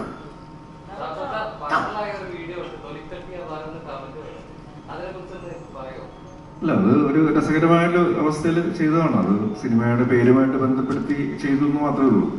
പിന്നെ ഞാൻ ആരുടെ കൂടെയാണ് കോപ്രൊഡ്യൂസ് ചെയ്തത്, അപ്പോൾ അതുകൊണ്ട് ചെറുതായിട്ടെങ്കിലും എനിക്ക് കിട്ടാതിരിക്കില്ലല്ലോ, ഇല്ലേ? അത്രേ ഉള്ളൂ. ഇല്ലില്ല, കണ്ടിട്ടില്ല. കാരണം ശരിക്കും പറഞ്ഞാൽ ആട് കാണണം, പ്രതിച്ഛായ കാണണം, വാഴ കാണണം, മോഹിനിയാട്ടം കാണണം, ഇതെല്ലാം കാണേണ്ട ലിസ്റ്റിലുള്ളതാണ്. തിയേറ്ററുകളിൽ ഇപ്പോഴും ഉണ്ട് എന്നുള്ളതാണ് ഏറ്റവും സന്തോഷകരമായ കാര്യം. ചാക്കോച്ചി, ഇപ്പോൾ ഇറങ്ങിയ സിനിമകൾ എടുത്ത് നോക്കുകയാണെങ്കിൽ തന്നെ ഒരുപാട് സ്റ്റാർസ് ഉള്ള ഒരു വാഴയിലായാലും ശരി, മോഹിനിയാട്ടം സ്റ്റാർ ഡിപ്പെൻഡ് അല്ല, കണ്ടന്റ് ഡിപ്പെൻഡ് ആണ്. അത് പ്രേക്ഷകർക്ക് റിലേറ്റ് ചെയ്യാൻ പറ്റുന്ന കണ്ടന്റുകൾ, അല്ലെങ്കിൽ എപ്പോഴെങ്കിലും എൻ്റെ ലൈഫ് സംഭവിച്ചിട്ടുണ്ടോ, എനിക്ക് അറിയാവുന്നവരുടെ ലൈഫ് സംഭവിച്ചിട്ടുണ്ടോ, നമുക്ക് റിലേറ്റ് ചെയ്യാൻ പറ്റുന്ന ഒരു കഥ കാണുമ്പോൾ പ്രേക്ഷകർ പിന്നെയും തിയേറ്ററിൽ വന്ന് മലയാളത്തിന്റെ മാത്രം, എനിക്ക് പേഴ്സണലി മലയാള സിനിമയിൽ മാത്രം കണ്ടുവരുന്നൊരു പ്രത്യേകതയാണത്. മറ്റുള്ള ഇൻഡസ്ട്രീസിനെ വെച്ച് നോക്കുമ്പോൾ എടുത്തു നിൽക്കുന്നത് അതുകൊണ്ടാണ്. അപ്പം ഇപ്പോൾ ചാക്കോച്ചൻ പ്രൊഡക്ഷൻ നോക്കുന്നത്, അപ്പം എൻ്റെ പ്രൊഡക്ഷനിൽ എങ്ങനത്തെ ഒരു ടൈപ്പ് ഓഫ് കഥകൾ പ്രേക്ഷകരിലേക്ക് എത്തണമെന്നാണ് കൂടുതൽ കോൺസെൻട്രേറ്റ് ചെയ്യുന്നത്. അല്ല, ഇങ്ങനത്തെ സിനിമകൾ എന്നുള്ളതല്ല, അതിനപ്പുറം ഏതൊക്കെ രീതിയിൽ ഒരു എന്റർടൈനർ നമുക്ക് എടുക്കാനായിട്ട് സാധിക്കും എന്നുള്ളത് തന്നെയാണ് എല്ലാവരും നോക്കുക. അതിപ്പം മലയാള സിനിമയിൽ ഏത് തരത്തിലുള്ള സിനിമകളും അക്സെപ്റ്റ് ചെയ്യപ്പെടുന്നുണ്ടെന്നുള്ളതാണ് സത്യം. ഇപ്പം ലോക പോലെയുള്ള സിനിമ, അങ്ങനത്തെ ഒരു ടെറൈൻ, ഒരു കോൺസെപ്റ്റ് എന്ന് പറയുന്നത് നമുക്ക് ചിന്തിക്കാൻ പോലും പറ്റുമായിരുന്നു എനിക്ക് തോന്നുന്നില്ല. പക്ഷെ അത് സംഭവിച്ചു. അത് ഏറ്റവും വലിയ വിജയങ്ങളൊന്നായിട്ട് മാറി. ആട് 3 എന്ന് പറയുന്ന സിനിമ വേറൊരു ടൈം ട്രാവൽ പരിപാടിയും കാര്യങ്ങളൊക്കെ ഉണ്ട്. അത് എത്രത്തോളം ആൾക്കാർക്ക് മനസ്സിലാവുന്ന ഡൗട്ട് പലർക്കും ഉണ്ടായിരുന്നു. അത് അക്സെപ്റ്റ് ചെയ്യുന്നു. വാഴ പോലുള്ള സിനിമകൾ വളരെ എന്താ പറയുക, biopic of A million brothers എന്ന് പറയുമ്പോൾ അത് എല്ലാവർക്കും റിലേറ്റ് ചെയ്യാൻ പറ്റുന്ന സാധാരണക്കാരുടെ സിനിമയാണ്. അത് വർക്ക്ഔട്ട് ആവുന്നു. അപ്പം ഏത് തരത്തിലുള്ള സിനിമകളാണെങ്കിലും, ലോ ബഡ്ജറ്റ് ആണെങ്കിലും ബിഗ് ബഡ്ജറ്റ് ആണെങ്കിലും വലിയ സ്റ്റാർസ് ആണെങ്കിലും പുതിയ ആൾക്കാരാണെങ്കിലും കോണ്ടന്റ് നല്ലതാണെങ്കിലും അത് ഏത് തരത്തിലുള്ള സിനിമകളാണെങ്കിലും പ്രത്യേകിച്ച് മലയാളത്തിൽ അത് വിജയിക്കുന്നു എന്നുള്ളതാണ് മറ്റു ഭാഷകളിലുള്ള ആൾക്കാർ ഉൾപ്പെടെ അസൂയയോടെ നോക്കിക്കാണുന്ന ഒരു വസ്തുത. അപ്പോൾ അങ്ങനത്തെ ഒരു മലയാളം ഇൻഡസ്ട്രിയിൽ നല്ലൊരു സിനിമയുമായിട്ട് വരാനുള്ള ശ്രമങ്ങൾ അത് ഏത് തരത്തിലുള്ള സിനിമകളാണെങ്കിലും എല്ലാവരുടെ ഭാഗത്തു നിന്നും ഉണ്ടാവും. അത് തന്നെയാണ് ഉദയ പിക്ചേഴ്സും അല്ലെങ്കിൽ മാജിക് ഫ്രെയിംസും അതുപോലുള്ള സിനിമയെ സ്നേഹിക്കുന്ന ആരാണെങ്കിലും മലയാളത്തിൽ നിൽക്കുന്ന ആരാണെങ്കിലും ശ്രമിച്ചുകൊണ്ടിരിക്കുന്നു.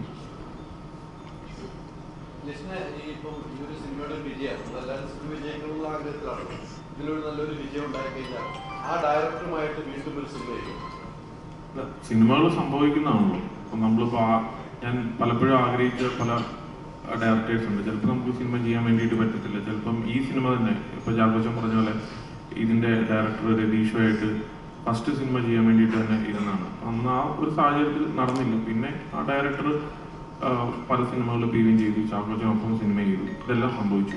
പിന്നീടാണ് എന്നിലേക്ക് പീവിൻ ഈ സിനിമയായിട്ട് വന്നത്. അപ്പോൾ അതുകൊണ്ടിട്ട് ഓരോ സിനിമയ്ക്കും ഓരോ നിയോഗമുണ്ട്. ആരാണ് അതിൻ്റെ അകത്ത് അഭിനയിക്കേണ്ടത്, ആരാണ് അതിൻ്റെ അകത്ത് നിർമ്മാതാവാകേണ്ടത്. അപ്പോൾ സിനിമകൾ അല്ലെങ്കിൽ സിനിമയ്ക്കകത്തുള്ളവരൊക്കെ ഒരു സംഭവിക്കുന്നതായിട്ടാണ് എനിക്ക് ഫീൽ ചെയ്തേക്കുന്നത്. അപ്പം നാളെ സിനിമയിൽ എന്തും സംഭവിക്കാം. ഏത് ഡയറക്ടറൊപ്പം വർക്ക് ചെയ്യാം, ഏത് ആർട്ടിസ്റ്റിൻ്റെ ഒപ്പം വർക്ക് ചെയ്യാം. അപ്പോൾ അങ്ങനെ ഇപ്പോൾ പ്രീ പ്ലാൻഡ് ആയിട്ട് നടക്കുന്നതിനേക്കാൾ കൂടുതൽ പെട്ടെന്നുള്ള ഒരു സഡനായിട്ട് സംഭവിക്കുന്ന കാര്യങ്ങൾ ഇഷ്ടംപോലെ നടക്കാം. അതുകൊണ്ടിട്ട് ഒന്നിനും ഈ വാഴയുടെയൊക്കെ ഹിറ്റ് സിനിമകൾ പ്രൊഡ്യൂസറിനാണ്, തിയേറ്റർ ഉള്ള ആളുകളാണ്. ഇവരെ ഹിറ്റുകൾ കാണുമ്പോൾ ലിസ്റ്റിന് ഇത്തരം ആളുകളായിട്ട് ഇതും ഹിറ്റിലേക്ക് വരാവുന്ന സിനിമ തന്നെയാണ്. എനിക്ക് കഥ കേട്ടപ്പോൾ മനസ്സിലാണ് ഈ ഹിറ്റുകൾ അടിക്കുമ്പോൾ ഒരു തിയേറ്റർ ഉടമ എന്ന നിലയിൽ നല്ല സന്തോഷമുണ്ടാകും. ഒരു പ്രൊഡ്യൂസർ എന്ന നിലയിൽ എങ്ങനെയാണ് മറ്റുള്ളവരുടെ സിനിമ ഹിറ്റുകൾ ആകുമ്പോൾ? അല്ല, തീർച്ചയായിട്ടും വളരെയധികം സന്തോഷമുണ്ട്. കാരണം ഈ അന്യഭാഷ ഇപ്പോൾ അതായത് തെലുങ്കിലൊക്കെ തമിഴിലൊക്കെ കൂടുതൽ ഒത്തിരി പുതിയ ആളുകളെ വെച്ചിട്ടുള്ള സിനിമകൾ സംഭവിക്കുന്നുണ്ട്. അപ്പോൾ അതുകൊണ്ട് അവിടെ ഈ സിനിമാ പ്രേമം കുറച്ചും കൂടി ഒരു കൂടുതലായിട്ട് ഉണ്ട്. ഇവിടെ എന്ന് പറയുന്നത് ഒരുപാടെണ്ണം ഇറങ്ങുമ്പോഴൊരു സക്സസ് എന്ന് പറയുന്നത് വളരെ കുറച്ചാണ്. അപ്പം വാഴ എന്ന് പറയുന്നത് ഇപ്പം നമ്മൾ നോക്കിക്കഴിഞ്ഞാൽ തണ്ണീർമത്തൻ ദിനങ്ങൾ, അതിന് മുമ്പ് നോക്കിക്കഴിഞ്ഞ് കഴിഞ്ഞാൽ അങ്ങനെ കുറേ സിനിമകൾ പീവിനുണ്ടല്ലോ. പ്രേമലു ആയിക്കോട്ടെ, അല്ലെങ്കിൽ ഇതൊക്കെ ഇടയിലിടയിൽ മാത്രം സംഭവിക്കുന്ന ഒരു കാര്യങ്ങളാണ്. പക്ഷെ ഇപ്പോൾ വാഴ എന്ന് പറയുന്ന സിനിമയുടെ ഫസ്റ്റ് പാർട്ട് വലിയ ഹിറ്റായിരുന്നു. ഈ സിനിമ ഇൻഡസ്ട്രി ഹിറ്റാണ് വാഴ 2. അതായത് ഞാൻ പലരോടും ഡിസ്കസ് ചെയ്യുമായിരുന്നു. കാരണം അമ്മാതിരി ഒരു കളക്ഷനാണ് എല്ലാ തിയേറ്ററുകളിലും ത്രൂ ഔട്ട് ആയിട്ടുള്ള. അപ്പം ഇതൊക്കെ ഒരു കുറേ അധികം ആളുകൾക്ക്, ഇപ്പം ഞാനെന്നല്ല എന്നെ പോലെയുള്ള കുറേ ആളുകൾക്ക് മുമ്പേ പറഞ്ഞതുപോലെ കണ്ടന്റ് ഓറിയന്റ് ആയിട്ട് ഇപ്പം എല്ലാവർക്കും എല്ലാ സൂപ്പർ സ്റ്റാറുകളെ വെച്ചിട്ട് സിനിമ ചെയ്യാനായിട്ട് പറ്റത്തില്ല. ഇപ്പോൾ ചാക്കോച്ചൻ ആയിക്കോട്ടെ, അല്ലെങ്കിൽ രാജ ആയിക്കോട്ടെ, മമ്മൂക്ക, ലാലേട്ടനൊക്കെ ഒരു വർഷം ഒരു 4 സിനിമകളായിരിക്കും ചെയ്യാൻ വേണ്ടിയിട്ട് പറ്റുന്നത്. അപ്പോൾ ഒരു അപ്രോച്ച് എന്ന് പറയുന്ന ഒരു സാധനം കൂടെ ഉണ്ടല്ലോ. അപ്പം അങ്ങനെ വരുമ്പോഴത്തേനും നമുക്കിത് ഉദ്ദേശിക്കുന്ന സമയത്ത് നടക്കുന്നില്ല. ഇപ്പം ഈ കണ്ടന്റ് എന്നൊക്കെ പറയുന്നത് ഇതിനൊരു ലിമിറ്റ് ഉണ്ട്. ഒരു ഇത്ര നാളിൽ കൂടുതൽ ഒരു കണ്ടന്റ് സേഫായിട്ട് ഇരിക്കണമെന്നില്ല. അപ്പോൾ അവർ ഉദ്ദേശിക്കുന്ന ആ കണ്ടന്റ് ആ പറഞ്ഞ സമയത്ത് നടക്കണം എന്നില്ലെങ്കിൽ അതിൻ്റെ ആ ഒരു എന്താ പറയുക, അതിനോടുള്ള ഒരു ഇൻട്രസ്റ്റ് ചിലപ്പോൾ കുറഞ്ഞു വരാം. അപ്പോൾ ഒരു പുതിയതായിട്ടുള്ളൊരു കണ്ടന്റ് കണ്ടെത്തി ഫ്രഷേഴ്സുമായിട്ട് സിനിമ ചെയ്യുക എന്നുള്ളതാണ് ഇതിൻ്റെ അകത്തൊരു വലിയ കാര്യം. പിന്നെ ഇങ്ങനത്തെ ഒരു ആർട്ടിസ്റ്റുകളൊക്കെ ആയിട്ട് പടം ചെയ്യുമ്പോൾ ഫുൾ ഒരു നിർമ്മാതാവിൻ്റെ ഒരു ഇതിൽ നിന്ന് നോക്കുമ്പോൾ ഫുള്ളി റിസ്ക് എടുത്തുകൊണ്ടിട്ട് തന്നെ വരണം. അപ്പോൾ അതിനൊരു ലിമിറ്റേഷൻസ് ഉണ്ടാവും. ഇപ്പോൾ ചെറിയ ചെറിയ സിനിമകൾക്ക് ആർട്ടിസ്റ്റിൻ്റെ ഒരു വലിയ ആർട്ടിസ്റ്റുകളെ വെക്കണ്ട, അല്ലെങ്കിൽ വലിയ ടെക്നീഷ്യൻസിനെ ചിലപ്പോൾ വെക്കുന്നില്ല. അപ്പോൾ അതൊരു മേജർ പാർട്ടാണ്. സിനിമയുടെ ഒരു മേജർ പാർട്ട് എന്ന് പറയുന്ന എക്സ്പെൻസ് എന്ന് പറയുന്നത് അതാണ്. അപ്പോൾ അതില്ലാതെ നമുക്ക് ഒരു ലിമിറ്റഡ് ആയിട്ട് ഒരു എക്സ്പെൻസ് കൊണ്ടുവരാനായിട്ട് പറ്റും. അപ്പം ഈ സിനിമകളുടെ വിജയം ഒരുപാട് പേർക്ക് ഇൻസ്പിറേഷനാണ്. നമുക്ക് ഇങ്ങനെയൊക്കെ ചെയ്യാലോ എന്നുള്ളൊരു കാര്യം. അപ്പം നല്ല കണ്ടന്റുകൾ വരുമ്പോൾ പ്രേക്ഷകരും കൂടുതൽ ഈ പുതിയ ആർട്ടിസ്റ്റുകളുടെ സിനിമ കാണാനായിട്ട് വരും. അപ്പോൾ കൂടുതൽ സാധ്യതകളാണ്. നമ്മുടെ ഇൻഡസ്ട്രി തന്നെ എന്താ പറയുക വലുതായിക്കൊണ്ടിട്ടിരിക്കുകയാണ്. ഇപ്പം സക്സസ് റേഷ്യോ നോക്കിയാൽ മലയാളം, തമിഴ്, തെലുങ്ക്, ഹിന്ദി എല്ലാം നോക്കിയാൽ ഏറ്റവും കൂടുതൽ സക്സസ് ഉള്ളത് മലയാള ഇൻഡസ്ട്രിക്കാണ് ഇപ്പോൾ നിലവിൽ. ഇപ്പം ഈ OTT പ്ലാറ്റ്ഫോമുകളൊക്കെ മറ്റ് ഇത് എടുക്കുന്നുണ്ടെങ്കിലും ഇൻഡസ്ട്രി ഇത് നോക്കിക്കഴിഞ്ഞാൽ, ഇൻഡസ്ട്രി വൈസ് നോക്കിക്കഴിഞ്ഞാൽ മലയാള ഇൻഡസ്ട്രിയിലാണ് ഏറ്റവും കൂടുതൽ. ഈ കഴിഞ്ഞ ദിവസം ഞങ്ങളുടെ എല്ലാ ഇപ്പോൾ സ്റ്റേറ്റിൻ്റെയും കൂടെ ഒരു മീറ്റിംഗ് ഉണ്ടായിരുന്നു. അപ്പോൾ അവിടെ എല്ലാം പറഞ്ഞൊരു കാര്യം, ഇതെന്താണ് മലയാളത്തിൽ മാത്രം ഇത്രയും ഹിറ്റുകൾ സംഭവിക്കുന്നതെന്നാണ് ജനറലായിട്ട് അവിടെ സംസാരിച്ചത്. കണ്ടന്റ് ഓറിയന്റഡ് ആയിട്ടാണ് ഇവിടെ കൂടുതൽ ശ്രദ്ധിക്കുന്നത്. അപ്പോൾ അതുകൊണ്ടിട്ട് കൂടുതൽ ഹിറ്റ് ഉണ്ടാകുന്നു. ഇപ്പം ഇൻഡസ്ട്രി ഒരു കുറേ നാളുകളായിട്ട് വളരെ പോസിറ്റീവായിട്ടാണ് കൊണ്ടിട്ടിരിക്കുന്നത്. എല്ലാവരും ഒന്ന് ഫിൽട്ടർ ചെയ്ത് വരുന്നത് കൊണ്ടിട്ട് എല്ലാവരും സബ്ജക്റ്റിലും കൂടെ കുറച്ചുകൂടെ കോൺസെൻട്രേറ്റ് ചെയ്യുന്നുണ്ട് ഉള്ളതായിട്ടാണ് തോന്നുന്നത്. സ്ക്രീനുള്ളത് കേരളത്തിൽ ഏറ്റവും കൂടുതൽ സ്ക്രീനുള്ള സ്ക്രീനുകൾ 40 അടുത്ത് സ്ക്രീനുകളുണ്ട്. അന്നേ ദിവസം കഴിഞ്ഞ ദിവസം ആവശ്യപ്പെട്ട് തിയേറ്റർ ഉടമകളുടെ അടുത്ത് തൻ്റെ സിനിമയ്ക്ക് 150 കോടി മുതൽ മുടക്കുള്ള സിനിമയാണ്. അതുകൊണ്ട് ആദ്യത്തെ ആഴ്ചയിൽ തന്നെ 60%, പിന്നീട് സെക്കൻഡ് വീക്കും 60% എടുക്കുന്ന സാധാരണ നടക്കുന്നത് 60-50 അങ്ങനെയാണ് കൊടുത്തുകൊണ്ടിരിക്കുന്നത്. അത് അങ്ങനെ ആൻഡ്രൂ ജോസഫ് പറഞ്ഞു, താങ്കളുടെ തിയേറ്റർ, താങ്കൾക്ക് ഒരു അസോസിയേഷൻ ഉള്ള ആളല്ല, താങ്കൾ അതിന് അങ്ങനെ ആൻഡ്രോ പറഞ്ഞ കാര്യത്തിൽ യോജിക്കാൻ പറ്റുള്ളൂ. പ്രൊഡ്യൂസർ എന്ന നിലയിൽ, തിയേറ്റർ ഉടമ എന്ന നിലയിൽ ആയിട്ടും വലിയ സിനിമകൾ എടുക്കുന്ന ആർക്കും എന്തും ചോദിക്കാം, തീർച്ചയായിട്ടും ചോദിക്കാം. കാരണം മുതൽ മുടക്ക് കൂടുതലായിട്ടുണ്ട്. പക്ഷെ ഇത് അങ്ങനെ കൊടുക്കാനായിട്ട് പറ്റുമോ എന്നുള്ളത് നമ്മുടെ ഇപ്പൊ ഒരു സൗഹൃദത്തിൽ വേണമെങ്കിൽ എനിക്ക് വേണമെങ്കിൽ അങ്ങനെ ചിന്തിക്കാം. പക്ഷെ ഒരു അസോസിയേഷൻ ലെവലായിട്ട് വരുമ്പോഴത്തേനും അതിന് എല്ലാവരുടെയും പെർമിഷൻസ് വേണം. കാരണം ഈ വലിയ സിനിമകൾ സംഭവിക്കുന്നു എന്നുള്ളത് കറക്റ്റ്. പക്ഷെ ഈ ഹിറ്റ് ഇല്ലാത്ത സമയത്ത് ഈ തിയേറ്ററുകാർക്ക് വരുന്ന എക്സ്പെൻസ് ഉണ്ടല്ലോ, ലോസുകൾ വരുന്നുണ്ട്. അപ്പൊ അത് മെയിൻറ്റെയിൻ ചെയ്യുന്നത് ഇങ്ങനെ വലിയ ഹിറ്റുകൾ അല്ലെങ്കിൽ വലിയ സിനിമകളൊക്കെ വരുമ്പോഴാണ് അത് കവറപ്പ് ചെയ്ത് പോകാനായിട്ട് പറ്റുള്ളൂ. അപ്പൊ അതുകൊണ്ടിട്ടൊരു അങ്ങനെ ഒരു ചോദ്യം വരുമ്പോൾ എല്ലാവർക്കും അതിനോടൊരു പോസിറ്റീവായിട്ട് കാണാനായിട്ട് പറ്റത്തില്ല.